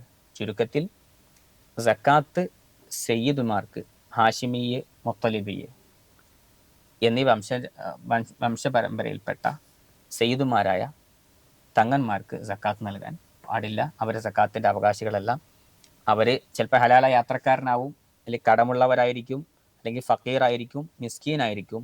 ഏത് വകുപ്പിൽപ്പെട്ടാലും അവർക്ക് സക്കാത്ത് നൽകാനോ പാടില്ല, സക്കാത്ത് വീടുകയില്ല എന്നതാണ് ഷാഫി മദ്ഹബിലെ പ്രബലമായ വീക്ഷണം. പിന്നെ പലരും ചോദിക്കാറുണ്ട്, ചില പാവപ്പെട്ട സെയ്തുമാരൊക്കെ ഉണ്ടാകും, അവർക്ക് സക്കാത്ത് കൊടുക്കാൻ എന്തെങ്കിലും അഭിപ്രായങ്ങളോ പണ്ഡിത വീക്ഷണങ്ങളൊക്കെ ഉണ്ടോ എന്ന് അന്വേഷിക്കാറുണ്ട്. അവർ നമ്മൾ ശരിക്കും ഹദിയകളൊക്കെ കൊടുത്ത്, ഹദിയ എന്ന ആദരവിന്റെ പേരിൽ കൊടുക്കുന്നതാണ്. അങ്ങനെ കൊടുത്ത് അവർക്ക് ആവശ്യമുള്ളവർ ആവശ്യം നിർവഹിക്കുകയാണ് നമ്മൾ വേണ്ടത്. വിശ്വാസങ്ങളെ കുടുംബമല്ല. അപ്പൊ അതിന്റെ ആ ഒരു ബഹുമാനം അവർക്ക് കൊടുത്ത് അങ്ങനെ അവരെ പരിഗണിക്കാനാണ് നമ്മൾ ശ്രമിക്കേണ്ടത്. ഇനി സക്കാത്ത് കൊടുക്കാൻ എന്തെങ്കിലും പഴുതുണ്ടോ എന്ന് ചോദിച്ചാൽ, ചില പണ്ഡിതന്മാർ സക്കാത്ത് അവർക്ക് അവകാശികളാണെങ്കിൽ അവർക്ക് നൽകാം എന്ന് അഭിപ്രായപ്പെട്ടവരുണ്ട്. അപ്പോൾ പാവപ്പെട്ട സെയ്തുമാർക്കൊക്കെ സക്കാത്ത് നൽകാമെന്ന് ചില അഭിപ്രായങ്ങളുണ്ട്. അതായത് ഇപ്പോൾ ഈ ഒനീമത്ത് സ്വത്ത്, ഇസ്ലാമിക ഗവൺമെന്റ് ഒക്കെ ഉള്ളിടത്ത് ചില ഘട്ടങ്ങളിൽ ഒനീമത്ത് സ്വത്ത് ലഭിക്കുമല്ലോ, അതിൻ്റെ ഒരു നിശ്ചിത വിഹിതം ആർക്കുണ്ട്? സെയ്തന്മാർക്കുണ്ട്. അത് നിലച്ചു പോയാൽ, അതില്ലാത്തൊരു കാലഘട്ടം വരുമ്പോൾ അവർക്ക് സക്കാത്ത് വാങ്ങാമെന്നൊരു അഭിപ്രായമുണ്ട്. അത് ഉണ്ടെങ്കിൽ സക്കാത്ത് വാങ്ങാൻ പറ്റൂല. ഇന്നിപ്പോൾ ഏതായാലും അതില്ല, നമ്മുടെ നാട്ടിൽ എവിടെ അത് ആ സംഗതി ഇല്ല, നിലവിൽ നമ്മളെ അറിവിലില്ലല്ലോ. അപ്പോൾ ഒനീമത്ത് എന്ന സംവിധാനം ഇല്ലാത്തത് കൊണ്ട്, അതിൻ്റെ ഒരു ഭാഗം അവർക്ക് ഇല്ലാത്തത് കൊണ്ട്, അത് ഇല്ലാത്തൊരു കാലഘട്ടം ആയതുകൊണ്ട് അവർക്ക് സക്കാത്ത് വാങ്ങാം എന്ന് ചില ഇമാമുകൾ അഭിപ്രായപ്പെട്ടിട്ടുണ്ട്. ഈ അഭിപ്രായം തിർശീഹിലൊക്കെ ഉദ്ധരിച്ചിട്ടുണ്ട്. പക്ഷെ അവിടെ ഒരു കാര്യം പറയുന്നുണ്ട്, ഒരു സയ്യിദിന് നമ്മൾ നൽകുമ്പോൾ അവരോട് പറയൽ നല്ലതാണ്. എന്ത്, ഇത് സക്കാത്താണ് കേട്ടോ എന്ന് പറയണം. അപ്പം ചില സയ്യിദുമാർ അവിടെ ഒരു കൂടുതൽ പ്രബലമായ അഭിപ്രായം അനുസരിച്ച് തന്നെ നീങ്ങാൻ ആഗ്രഹിക്കുന്നുണ്ടെങ്കിൽ, കൂടുതൽ സൂക്ഷ്മത പാലിക്കാൻ ആഗ്രഹിച്ചുകൊണ്ട് പ്രബല വീക്ഷണം അനുസരിച്ച് നീങ്ങാൻ ആഗ്രഹിക്കുന്നുണ്ടെങ്കിൽ അവർ സക്കാത്ത് വാങ്ങാതെ സൂക്ഷ്മത പാലിച്ച് ചിലപ്പോൾ മാറി നിന്നോളൂ. അതേസമയത്ത് നമ്മൾ സക്കാത്താന്ന് പറഞ്ഞാൽ ചിലപ്പോൾ ചിലർ വാങ്ങൂല. അപ്പോൾ വാങ്ങാത്തവർ നമ്മൾ അറിയാതെ അവരുടെ കയ്യിൽ ഏൽപ്പിക്കേണ്ട. അപ്പൊ അത് അങ്ങനെ അറിയാതെ അവരുടെ കയ്യിൽ വാങ്ങാൻ ആഗ്രഹിക്കാത്തവരുടെ കയ്യിൽ കുടുങ്ങിപ്പോവാതിരിക്കാൻ വേണ്ടിയിട്ട് അവരോട് ഉണർത്തണം എന്ന് പണ്ഡിതന്മാർ പറയുന്നുണ്ട്. ഒന്ന് ഉണർത്തുക. അപ്പൊ അവർ സ്വീകരിക്കുകയാണെങ്കിൽ സ്വീകരിച്ചോട്ടെ.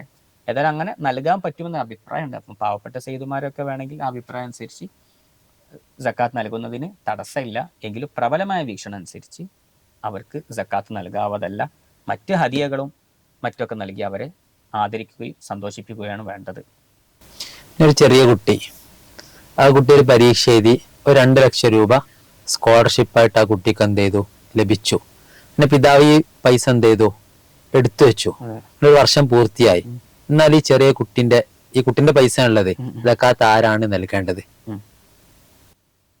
അതായത് ചെറിയ കുട്ടികൾ, പ്രായപൂർത്തിയാവാത്ത കുട്ടികൾക്ക് സക്കാത്ത് നിർബന്ധമാകുന്ന സമ്പത്തുണ്ടെങ്കിൽ, ഇപ്പം നിങ്ങൾ പറഞ്ഞ പോലെ ഒരു പരീക്ഷയിൽ പാസ്സായിട്ട് അല്ലെങ്കിൽ സ്കോളർഷിപ്പായിട്ട് ലക്ഷങ്ങൾ കിട്ടി, അല്ലെങ്കിൽ ഗോൾഡ് മെഡൽ കിട്ടി, ഒരു 20 പവൻ ഗോൾഡ് തൂക്കം വരുന്ന ഒരു മെഡൽ കിട്ടിയെന്ന് വിചാരിക്കുക. അപ്പോൾ അതിനൊക്കെ അതൊരു വർഷം നിലനിന്നാൽ സക്കാത്ത് ഉണ്ടാകും. അങ്ങനെ അതിൻ്റെ സക്കാത്ത് നൽകേണ്ടത് ഈ കുട്ടിയുടെ സ്വത്തിൽ നിന്ന് തന്നെ എടുത്തിട്ട് നൽകാം. അത് നൽകേണ്ടത് കുട്ടിയുടെ രക്ഷിതാവാണ്. അപ്പോൾ കുട്ടിക്ക് വേണ്ടി നിയത്ത് ചെയ്തിട്ട് കുട്ടിയുടെ സമ്പത്തിൻ്റെ സക്കാത്താകുന്നു നിയത്ത് ചെയ്ത് കുട്ടിയുടെ പിതാവ് പിതാവിൻ്റെ പിതാവ് ഇവരാണ് എന്ത് ചെയ്യേണ്ടത്, സക്കാത്തിൻ്റെ നിയത്ത് ചെയ്ത് സക്കാത്ത് നൽകേണ്ടത്. എന്ന് പറഞ്ഞാൽ കുട്ടിയുടെ സ്വത്തിലും സക്കാത്ത് ബാധകമാണെന്ന് ചുരുക്കം. കച്ചവടം, സ്വർണം, വെള്ളി പോലുള്ളതിലാണ് സക്കാത്ത് നിർബന്ധമുള്ളത്. ഇപ്പോൾ ഒരാളുടെ കയ്യിൽ 100 ബസ് ഉണ്ട് എന്നുള്ള നിലക്ക് ഇയാൾ സക്കാത്തൊന്നും കൊടുക്കേണ്ടതില്ല. അപ്പൊ ഇയാൾക്ക് വേറെ വല്ല സാമ്പത്തിക ബാധ്യതയും വരുന്നുണ്ടോ? അതായത് സക്കാത്ത് നിർബന്ധമുള്ള കുറച്ച് സംഗതികളുണ്ട്. കൃഷി, കച്ചവടം, സ്വർണം, വെള്ളി പോലുള്ള. ഇതല്ലാതെ ഒരാൾക്ക് 100 ബസ് ഉണ്ട്, അല്ലെങ്കിൽ 100 ആനകളുണ്ട്, അല്ലെങ്കിൽ 1000 ഏക്കർ സ്ഥലമുണ്ട്. അപ്പൊ ഇദ്ദേഹം വലിയ സമ്പന്നനാണ്. ഒരു ചെറിയ കച്ചവടക്കാരന് ചിലപ്പോൾ സക്കാത്ത് വരും. ഇയാൾക്ക് കച്ചവടമൊന്നുമില്ല, ആസ്തി ഇഷ്ടം പോലെ ഉണ്ട്. അപ്പൊ ഇദ്ദേഹത്തിന് എന്തെങ്കിലും സാമ്പത്തിക ബാധ്യത വരുമോ എന്നാണ് ചോദ്യം. ഇത് പലപ്പോഴും ആളുകൾ ചോദിക്കുന്ന ചോദ്യമാണ്. അതെ, ഇത്തരം ആളുകൾക്കൊക്കെ സക്കാത്ത് അല്ലാത്ത ബാധ്യതകളുണ്ട്. ആളുകൾക്ക് ധാരണയുണ്ട്, ചിലർക്ക് ഈ സക്കാത്ത് മാത്രമേ ഒരാളുടെ ബാധ്യതയിൽ വരികയുള്ളൂ, നിർബന്ധിത ബാധ്യതയുള്ളൂ എന്ന് തെറ്റിദ്ധാരണയുണ്ട്. അല്ല, ഇസ്ലാമിൽ സക്കാത്ത് അല്ലാത്ത ബാധ്യതയുണ്ട്, നിർബന്ധ ബാധ്യത തന്നെ ഉണ്ട്. ഉദാഹരണം, ഒരു പ്രദേശത്ത് ഭക്ഷണത്തിന് പ്രയാസം അനുഭവിക്കുന്ന ആളുകളുണ്ടെങ്കിൽ, വസ്ത്രത്തിന്, രോഗചികിത്സക്ക് പ്രയാസം അനുഭവിക്കുന്ന, ഇതേപോലത്തെ ബേസിക് നീഡ്സ്, അടിസ്ഥാന ആവശ്യങ്ങൾക്ക് പ്രയാസം അനുഭവിക്കുന്ന ആളുകളുണ്ടെങ്കിൽ, അവർക്കത് നിർവഹിക്കാനുള്ള സാമ്പത്തിക സ്രോതസ്സില്ലെങ്കിൽ അവരെ സഹായിക്കൽ, അവിടെയുള്ള 1 വർഷം ജീവിക്കാനുള്ള ആസ്തിക്ക് മേലെയുള്ള, ഒരു വർഷം ജീവിക്കാനുള്ള വരുമാനത്തിന് മേലെയുള്ള സാമ്പത്തിക സ്ഥിതിയുള്ള എല്ലാ സമ്പന്നരുടെ മേലും നിർബന്ധമാണ്, സുന്നത്തല നിർബന്ധമാണ്. അപ്പോൾ ഒരു കിഡ്നി പേഷ്യൻ്റ് ഉണ്ടെങ്കിൽ അവർ ആ ആള് പരസഹായം തേടി വലിയ സോഷ്യൽ മീഡിയയിൽ പ്രത്യക്ഷപ്പെടേണ്ട ആവശ്യമില്ല. അതറിഞ്ഞ ആ പ്രദേശത്തുള്ള ഒരു വർഷം ജീവിക്കുന്ന ആവശ്യമുള്ള ആസ്തിൻ്റെ അപ്പുറമുള്ള ആളുകൾ, ഇഷ്ടംപോലെ ആളുകൾ നാട്ടിലുണ്ടാവും. അത്തരം ആളുകൾക്ക് അദ്ദേഹത്തിന് ട്രീറ്റ്മെൻറ്റിന് വേണ്ട പണം നൽകൽ, അദ്ദേഹത്തിന് സ്വയം അതിനുള്ള ശേഷി ഇല്ലെങ്കിൽ, പറമ്പോ കാര്യമൊന്നും വിറ്റിട്ട് ചെലവഴിക്കാൻ കഴിയില്ലെങ്കിലും അതിനുള്ള ആസ്തി ഇല്ലെങ്കിൽ നൽകൽ നിർബന്ധമാണ്. അത് ഫർലി കിഫായ ബാധ്യതയാണ്, മയ്യത്ത് നിസ്കാരം പോലെ. അതെല്ലാവരും കൂടെ ചെയ്യണം. ഏതെങ്കിലും ഒരാളത് ഏറ്റെടുത്താൽ എല്ലാവരും രക്ഷപ്പെട്ടു. ആരും ഏറ്റെടുത്തിട്ടില്ലെങ്കിൽ ഈ മേൽപ്പറഞ്ഞ സാമ്പത്തിക സ്ഥിതിയുള്ള മുഴുവൻ ആളുകളും കുറ്റക്കാരനാകും. ഈ മസല തുഹ്ഫയിലും നിഹായിലും എല്ലാ ഫിഖഹിന്റെ കിതാബിലും ഇടയില്ലാത്ത വിധം പറഞ്ഞ മസാലയാണ്. അവിടെ പിന്നെ വേറൊരു സംഗതി ഉണ്ട്. ഒരു വളരെ മരുന്ന് വാങ്ങാൻ ക്യാഷ് ഇല്ലാത്ത ഒരാൾ ഒരു സമ്പന്നന്റെ വീട്ടിൽ ചെന്നിട്ട് പറഞ്ഞു, ഞാൻ അടിയന്തര ഒരു ചികിത്സ ആവശ്യമുള്ളതാണ്, എനിക്ക് മരുന്നിന് 10,000 അനിവാര്യമായിട്ട് വേണം, അല്ലെങ്കിൽ എനിക്ക് ആരോഗ്യ പ്രശ്നം ഉണ്ടാകും. അപ്പൊ അദ്ദേഹം പറഞ്ഞു, ഞാൻ മാത്രമല്ല ഈ നാട്ടിൽ സമ്പന്നൻ, ഇത് അപ്പുറത്തെ വീട്ടുകാരന് സമ്പന്നനാണ്, അവിടെ പോയി ചോദിച്ചോളൂ എന്ന് പറഞ്ഞു. ഇങ്ങനെ പറയാൻ പോലും പാടില്ല. അതായത് ബാധ്യത എല്ലാവർക്കും ഒരുപോലെയാണെങ്കിലും ഒരു വ്യക്തിയുടെ അടുക്കൽ വന്ന് ചോദിക്കപ്പെട്ടാൽ പിന്നീട് അദ്ദേഹം അപ്പുറത്തെ ആളിലേക്ക് ഇദ്ദേഹത്തെ പറഞ്ഞു വിടാൻ പാടില്ല. അത് തെറ്റാണ്. അദ്ദേഹം തന്നെ കൊടുക്കണം. ആരോടും ചോദിച്ചില്ലെങ്കിൽ എല്ലാവരുടെയും മേൽ ബാധ്യത ഉണ്ടാകും. ഒരാളോട് ചോദിക്കപ്പെട്ടാൽ അയാളുടെ മേൽ മാത്രം ബാധ്യതയായി മാറും. അല്ലെങ്കിൽ പരസ്പരം അങ്ങോട്ടും ഇങ്ങോട്ടും തട്ടിക്കളിക്കും. അവിടെ പോയിക്കോ ഇവിടെ പോയിക്കോ എന്ന് ലാസ്റ്റ് ഇദ്ദേഹത്തിന് ആവശ്യം നിറവേറൂല എന്ന് ഇമാമുകൾ പറഞ്ഞിട്ടുണ്ട്. അപ്പോൾ നമ്മുടെ നാടുകളിലൊക്കെ ശരിക്കും മഹല്ല് കമ്മിറ്റിൻ്റെ ഒക്കെ കീഴിൽ സക്കാത്ത് കമ്മിറ്റികളല്ല വേണ്ടത്. സക്കാത്ത് കമ്മിറ്റികളാകുമ്പോൾ അത് കമ്മിറ്റി ശേഖരിക്കുന്നിടത്ത് ഇസ്ലാം പറഞ്ഞ നിയമത്തിന് വിരുദ്ധമായി അതിന് പുറത്തേക്ക് ചാടൽ വരുന്നുണ്ട് ഒന്ന്. പിന്നെ സക്കാത്ത് നിർബന്ധമായാൽ അത് കൊടുക്കാൻ വൈകിപ്പിക്കൽ തെറ്റാണ്. ഇത് കമ്മിറ്റി വാങ്ങി വെച്ച് അവർ പിന്നെ ഏതെങ്കിലും സമയത്തേക്കും കൊടുക്കുക, വൈകിപ്പിച്ച തെറ്റുകൾ വരും, ഹറാമുകൾ വരും, അങ്ങനെ ഒരുപാട് പ്രശ്നമുണ്ട്. അതല്ല വേണ്ടത്. പിന്നെ സക്കാത്ത് എന്ന് പറഞ്ഞാൽ വളരെ കുറഞ്ഞ ആളുകൾക്ക് ചില സമയത്ത് മാത്രം, അത് വ്യത്യസ്ത ടൈമിലാണ് ഓരോരുത്തർക്കും സക്കാത്ത് നിർബന്ധമാവുക. എനിക്ക് എൻ്റെ സ്വത്തിൽ ഇന്ന് സക്കാത്ത് നിർബന്ധം ഞാൻ ഇന്ന് കൊടുക്കണം, അത് നാളേക്ക് പിന്തിപ്പിക്കൽ ഹറാമാണ്. റമളാനിലേക്ക് പിന്തിപ്പിക്കാൻ പാടില്ല. അപ്പൊ നിങ്ങളുടെ സക്കാത്ത് വേറെ ദിവസത്തേക്ക് നിർബന്ധമാവുക, അത് അന്നേരം തന്നെ അത് കൈമാറി പോകണം. അവർ കമ്മിറ്റി ശേഖരിക്കുമ്പോൾ അവർ നിശ്ചിത എമൗണ്ട് ആയിട്ട് പാവങ്ങൾക്ക് കൊടുക്കുകയേ ചെയ്യുള്ളൂ. അപ്പോൾ ചിലപ്പോൾ 6 മാസം കഴിഞ്ഞിട്ടായിരിക്കും കൊടുക്കുന്നത്. പിന്നെ കമ്മിറ്റി ഏൽപ്പിക്കാൻ സിസ്റ്റം ഇസ്ലാമിക് ആയിട്ടില്ല, ഞാനിപ്പോൾ അതിലേക്ക് കിടക്കുന്നില്ല. അതേ സമയത്ത് ഇത്തരം ഫണ്ട് ശേഖരണം നാട്ടിലുള്ള ഭക്ഷണത്തിനും വസ്ത്രത്തിനും അല്ലെങ്കിൽ രോഗചികിത്സ, വീട് ഇല്ല, ഇങ്ങനത്തെ ആളുകൾക്കൊക്കെ വേണ്ടിയിട്ട് നാട്ടിലുള്ള ഒരത്യാവശ്യം ഒരു വർഷത്തിലധികം ജീവിക്കാനുള്ള സാമ്പത്തിക ശേഷിയുള്ള മൊത്തം സമ്പന്നരെ മഹല്ല് കമ്മിറ്റിയുടെയോ അവിടെ മതനേതൃത്വത്തിൻ്റെയോ ഒക്കെ കീഴിൽ അവിടെയുള്ള വിളിച്ചു ചേർക്കുകയും ഇങ്ങനെ ഒരു പ്രധാന ബാധ്യത ഉണ്ട് എന്നും ഇത് സുന്നത്തല്ല നിർബന്ധമാണെന്ന് അവരെ ബോധിപ്പിക്കുകയും എല്ലാവരും കൂടെ ചെയ്യുമ്പോൾ ആർക്കും ഒരു ഭാരം വരികയില്ല എന്ന് ബോധ്യപ്പെടുത്തുകയും അവിടെയുള്ള പാവപ്പെട്ട ആളുകളുടെ ലിസ്റ്റ് എടുക്കുകയും അവരുടെ ഏറ്റവും അനിവാര്യമായ ആവശ്യങ്ങളൊക്കെ ഇവർ മുഖേന അങ്ങ് വീട്ടുകയും ചെയ്താൽ ഓരോ നാടും, ഇതിന് പുറമെ സക്കാത്തും കൂടെ അവർക്ക് ലഭിച്ചോളും, ഓരോ നാടുകളും വളരെ ഐശ്വര്യപൂർണമായ നാടായി മാറും എന്ന വളരെ സുന്ദരമായ ഒരാശയം ഇസ്ലാം മുന്നോട്ട് വച്ചിട്ടുണ്ട്. ഇങ്ങനെയുള്ള ബാധ്യതകളും സമ്പന്നരായ ആളുകൾക്ക് സക്കാത്തിന് പുറമെ വരുന്നതാണ്. ഈ ആശയം ശരിക്കും നടന്നു കഴിഞ്ഞാൽ നമ്മുടെ നാടുകളിൽ ഒരിക്കലും ഒരു നാട്ടിലുള്ള ആൾ അല്ലെ അപ്പുറത്തും ഇപ്പുറത്തും സഹായം അന്വേഷിച്ച് പോവേണ്ട ഒരു ആവശ്യം ഉണ്ടാവില്ല. നല്ല റാഹത്തുള്ള നല്ല സുന്ദരമായ ഒരു ഗ്രാമങ്ങൾ, എന്താ പറയുക, ഒരു സമ്പന്നമായ ഒരവസ്ഥ നാടുകളിലൊക്കെ, ഒരു ശാന്തിയും സമാധാനവും ഒരു സാമ്പത്തിക ഭദ്രതയും എല്ലാ സ്ഥലത്തും രൂപപ്പെടും.